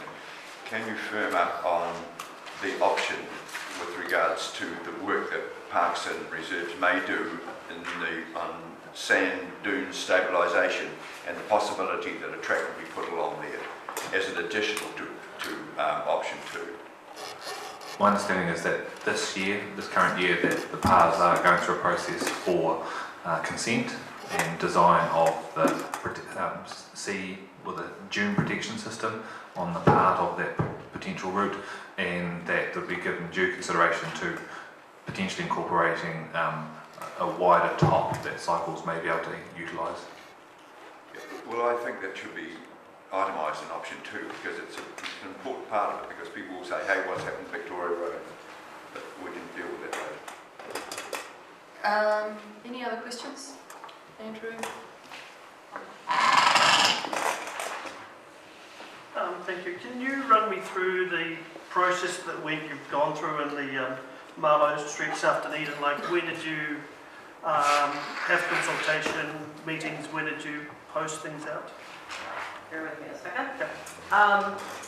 For package 1, which was Royal Crescent, as far as this particular intersection, was Royal Crescent, and then because we knew we were doing not only an intersection change at Marlow, we also did the same thing at Rugby Street. That exact same intersection, no issues whatsoever, same one way out. So the package 1 was consulted for 6 weeks. And that occurred through April, and I think finished on the I think it was about the 31st of May. It was 6 weeks because it was in combination with the citywide consultation that was going on. So normally an affected party consultation would be 2 weeks, because the bigger network and then the affected parties more to deal with the detailed property issues. So there was a drop-in session on the 10th of April for both at the Presbyterian Church from 3 to 6 p.m. On the 13th of April, there was a Saturday drop-in session where we set up in front of the community center on King Edward Street from 10 a.m. to 1 a.m. Also during that time, we had the Cycle Forum hosted by the mayor. that was held at the Toitu on the 23rd of May, which was part of the citywide consultation, but also talked about all the cycle projects going on in Dunedin, and that had quite a bit of publicity around it. And then package 2, which also, because there's a cycleway on Royal Crescent and then a quiet street proposed for Marlow, that was consulted as the package 2 was consulted for 2 weeks through Friday the 27th of September, these both being in 2013. And that had a drop-in session at, I'm not sure the name of the church, but I think it's the corner of Teeter and Queen Street. And that was another 3 to 6 p.m. And definitely the discussion, there was discussion about that intersection at that drop-in session for package 2. So it wasn't a matter of, it was missed on one. And when were the maps put in people's mailboxes? It would have been at the beginning of that 2-week session. The drop-in sessions are usually towards the second week. It gives people time to process it.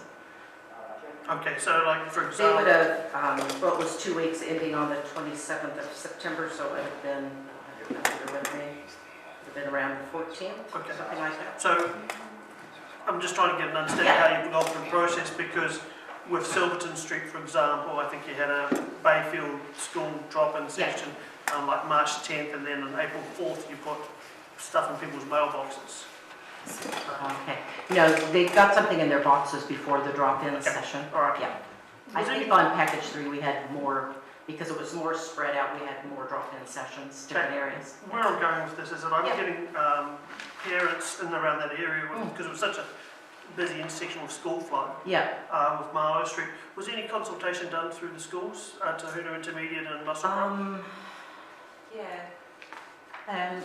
We set up big poster boards in the foyers of the schools down there, and Kylie went down and manned them for the period after school. But there was, and we publicised them in the school newsletters. But there were very few people who went to those. But I mean, we did publicise the consultation through the school newsletters as well. So awesome. That's great to hear. That's where I was wanting to know. And you know what? I'll leave it at that. Mike and then Chinty. Yeah, look, I was just going to say, I just looked up that Trevor McStay's place was 17 Marlow Street, and it looks like it's about 1 block from the corner of World. yeah, that's on this list. Yeah, so he did receive it. Chinty? My question is just about the number of, in say option 2, and there are a number of quiet streets that would be implemented, and how many intersections would that affect in terms of changing, as has happened with Marlow Street, changing the ability of vehicles to come in and out? I think Marlow and Rugby are the only ones that were doing that type of movement. There are some, I think there is some along Bologna, I believe, that might be one-way exit or entry. Again, because Bologna is a big wide street that already has fairly low traffic volume, but by making it priority for cyclists, we want to make it priority for cars to increase speeds and volumes through there. So there are a few mid-block locations where there are some intersection treatments. So we're looking at maybe 2 or 3 streets along Bologna Street? I think on Bologna, I'd say maybe 2 or 3 others. Yeah. As far as like some of the north-south routes, were your question about some of the jogs? You're talking about some of the intersection treatments for like crossing major streets, that kind of stuff? Yeah, so I guess that's something else I'm interested in, is how it's proposed that cyclists will be enabled to make the links between different quiet streets, particularly on those sort of hillside road through to the coast. Yeah, like for example, on one of the routes, I don't know if it's numbered here, that starts at Law Street that goes down. That one actually, through kind of some of the complexities of that one initially, I feel it's actually a better route now than it was initially, because it's the jogs, I guess, are less. Some of these jogs are just because, you know, the road doesn't go straight, but There's transitions, some of them, like on Hillside Road, there's enough room for refuges for them to cross. That one, you go from Law Street to the backside of Bathgate Park, and so that does have a refuge in the middle. Some of the others, like proposing for, I guess it's kind of the Teeter Fingal section that crosses McAndrew. That one, because you've got cycle lanes extending to Midland Street, there's proposed to extend the cycle lanes to kind of connect up about to that point. But in that section, we're looking at protected unidirectional separated facilities, because you're not going to have a bi-directional and then have a cycle lane. So really took thought in some of those transitions. So the person on the quiet street that is the less confident cyclist is better protected. You might have a cycle lane going off beyond that, but through that transition, it will be protected. Yeah. Okay, Richard? Can you just help me, on the Marlow Street, where does the quiet street end? Is it at that corner of Rona Street, or is it further down? No, it's actually at Royal Crescent. So it doesn't extend by the school, because we knew that that was quite a busy area and it didn't really satisfy the requirement. So it's between, it's the length between Queen's Drive and Royal Crescent? Yes, and then it jogs up to Teeter. Right, well, it's a little bit there. Okay, thanks. I've got two questions. I don't think anyone else has. That's right. First question is, we've got, with Victoria Road, when I was out in the consultation, I saw quite clearly people really using footpaths for cycles. And I'm just wondering if there is, even using the existing infrastructure rather than necessarily putting new infrastructure in, a length of Victoria Road that could be shared pathway and cycleway on the footpath at the moment where it doesn't adjoin houses, and whether that's been considered. So I think it's from the Dunedin Ice Stadium virtually, or the netball courts, down towards where the path might be. I think in option 2 we're showing a shared path that continues from the Victoria to Hoona Road to the east, I guess, and it will connect up to Moreau Street. Yeah, but not further down. No, because that's, I think, where we start running into problems, I guess, about at Kennedy. Yeah. But I think the thinking there was, because you have that connection, it was, I think, connecting those links. Well, Ginty's just advised me, from your experience, it might be too narrow. They're certainly using it already. It's just not necessarily. The other side of the road is easy to walk on, that's all. The only other question I had is, I think there are always bedding in difficulties with these changes. And until all the changes are in place, it's very hard. But would you be averse to a subsequent motion which said something like that transportation planning will report on the back to ISCOM 6 months and 12 months after completion of option 2, if that's what is accepted, about the usage and community acceptability of the cycleways. And that just gives us a chance to just check if some of these things that people are really upset about now actually have bedded in, or whether there are real issues.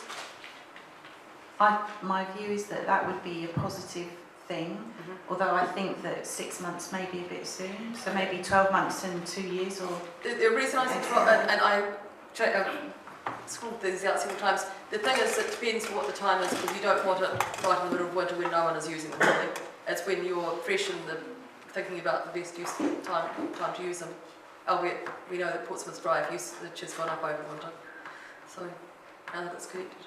Okay, no, that's fine. So I've just fortunately that's a question for you, but I don't want to plug up the next debate. Does anyone want to move a motion of any sort? Ginty?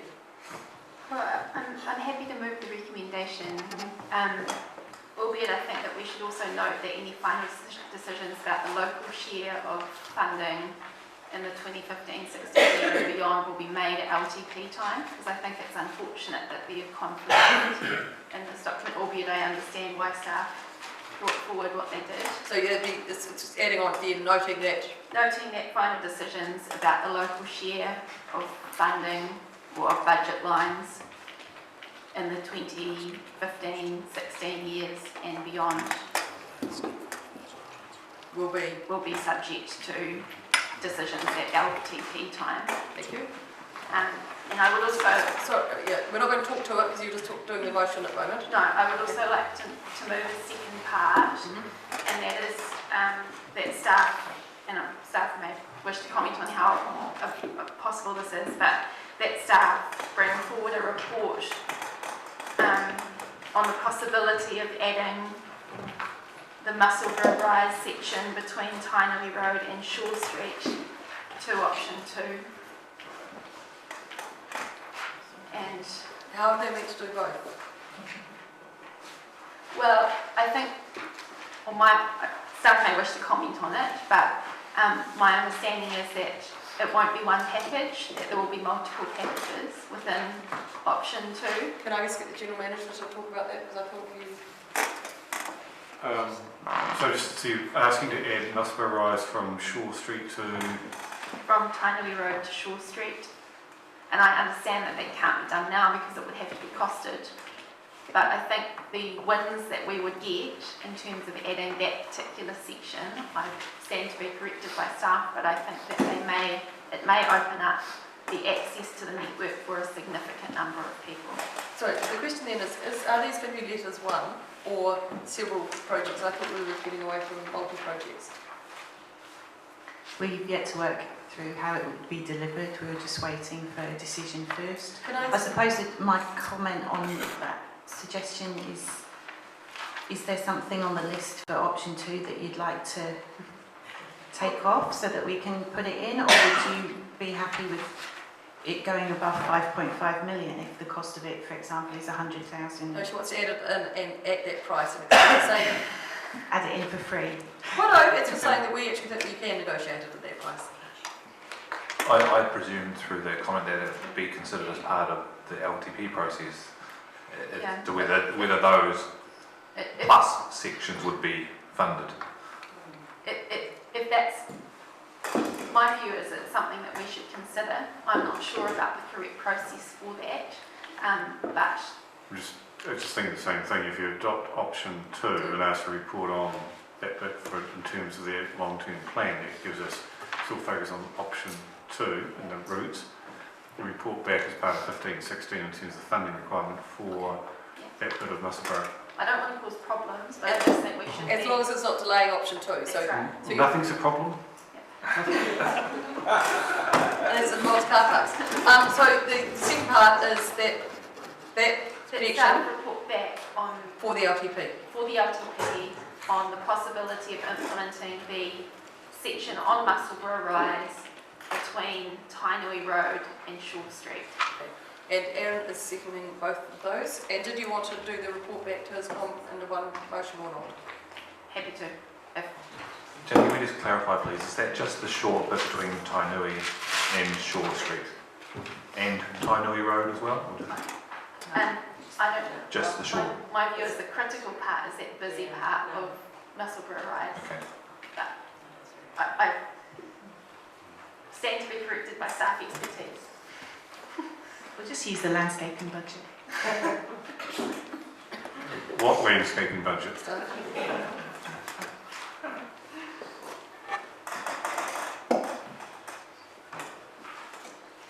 Okay. And I'm just going to do the wording for the, I don't know why I think my second time writing this is even more readable. That one might be slightly more readable than that. Okay. Do you want to talk to your motion any more than you have? Any other discussion? Oh my gosh, this is going to start going quickly. We're just going to put, do you want me to read up to that third part, or do you want to do it subsequently? I'm happy to include it if everyone else is happy for me to include it. It's staff report 12 months after completion of option 2 to ISCOM about the usage and community acceptability of the cycleways. And I will take my right of reply. Yeah, Jane? Just a suggestion in terms of resolution 1, in terms where it says local share, it might be worthwhile adding the word additional. Yeah, just sorry? I'll just repeat that. So just in terms of resolution, it might be worth adding the word additional in the context of local share. Yeah, or any additional. Yeah. Instead of the. Any original, any before that, sorry. Thank you. Okay, are we all in? Now, do you want to speak? No one wants to speak to that motion. You would like to write a reply, Tintin? But I just think there's a couple of things that are worth highlighting. The first is that I think we're in another invidious position really in that we are not able to implement the network that we wanted to implement for funding reasons. When I go back to the first motion that we ever passed in relation to this network, we again noted that we weren't able to implement the network that we wanted for reasons of funding. So this is what I think we need to be focusing on now, and what staff I think have done a very good job in a very difficult situation of doing, is focusing on completing a network,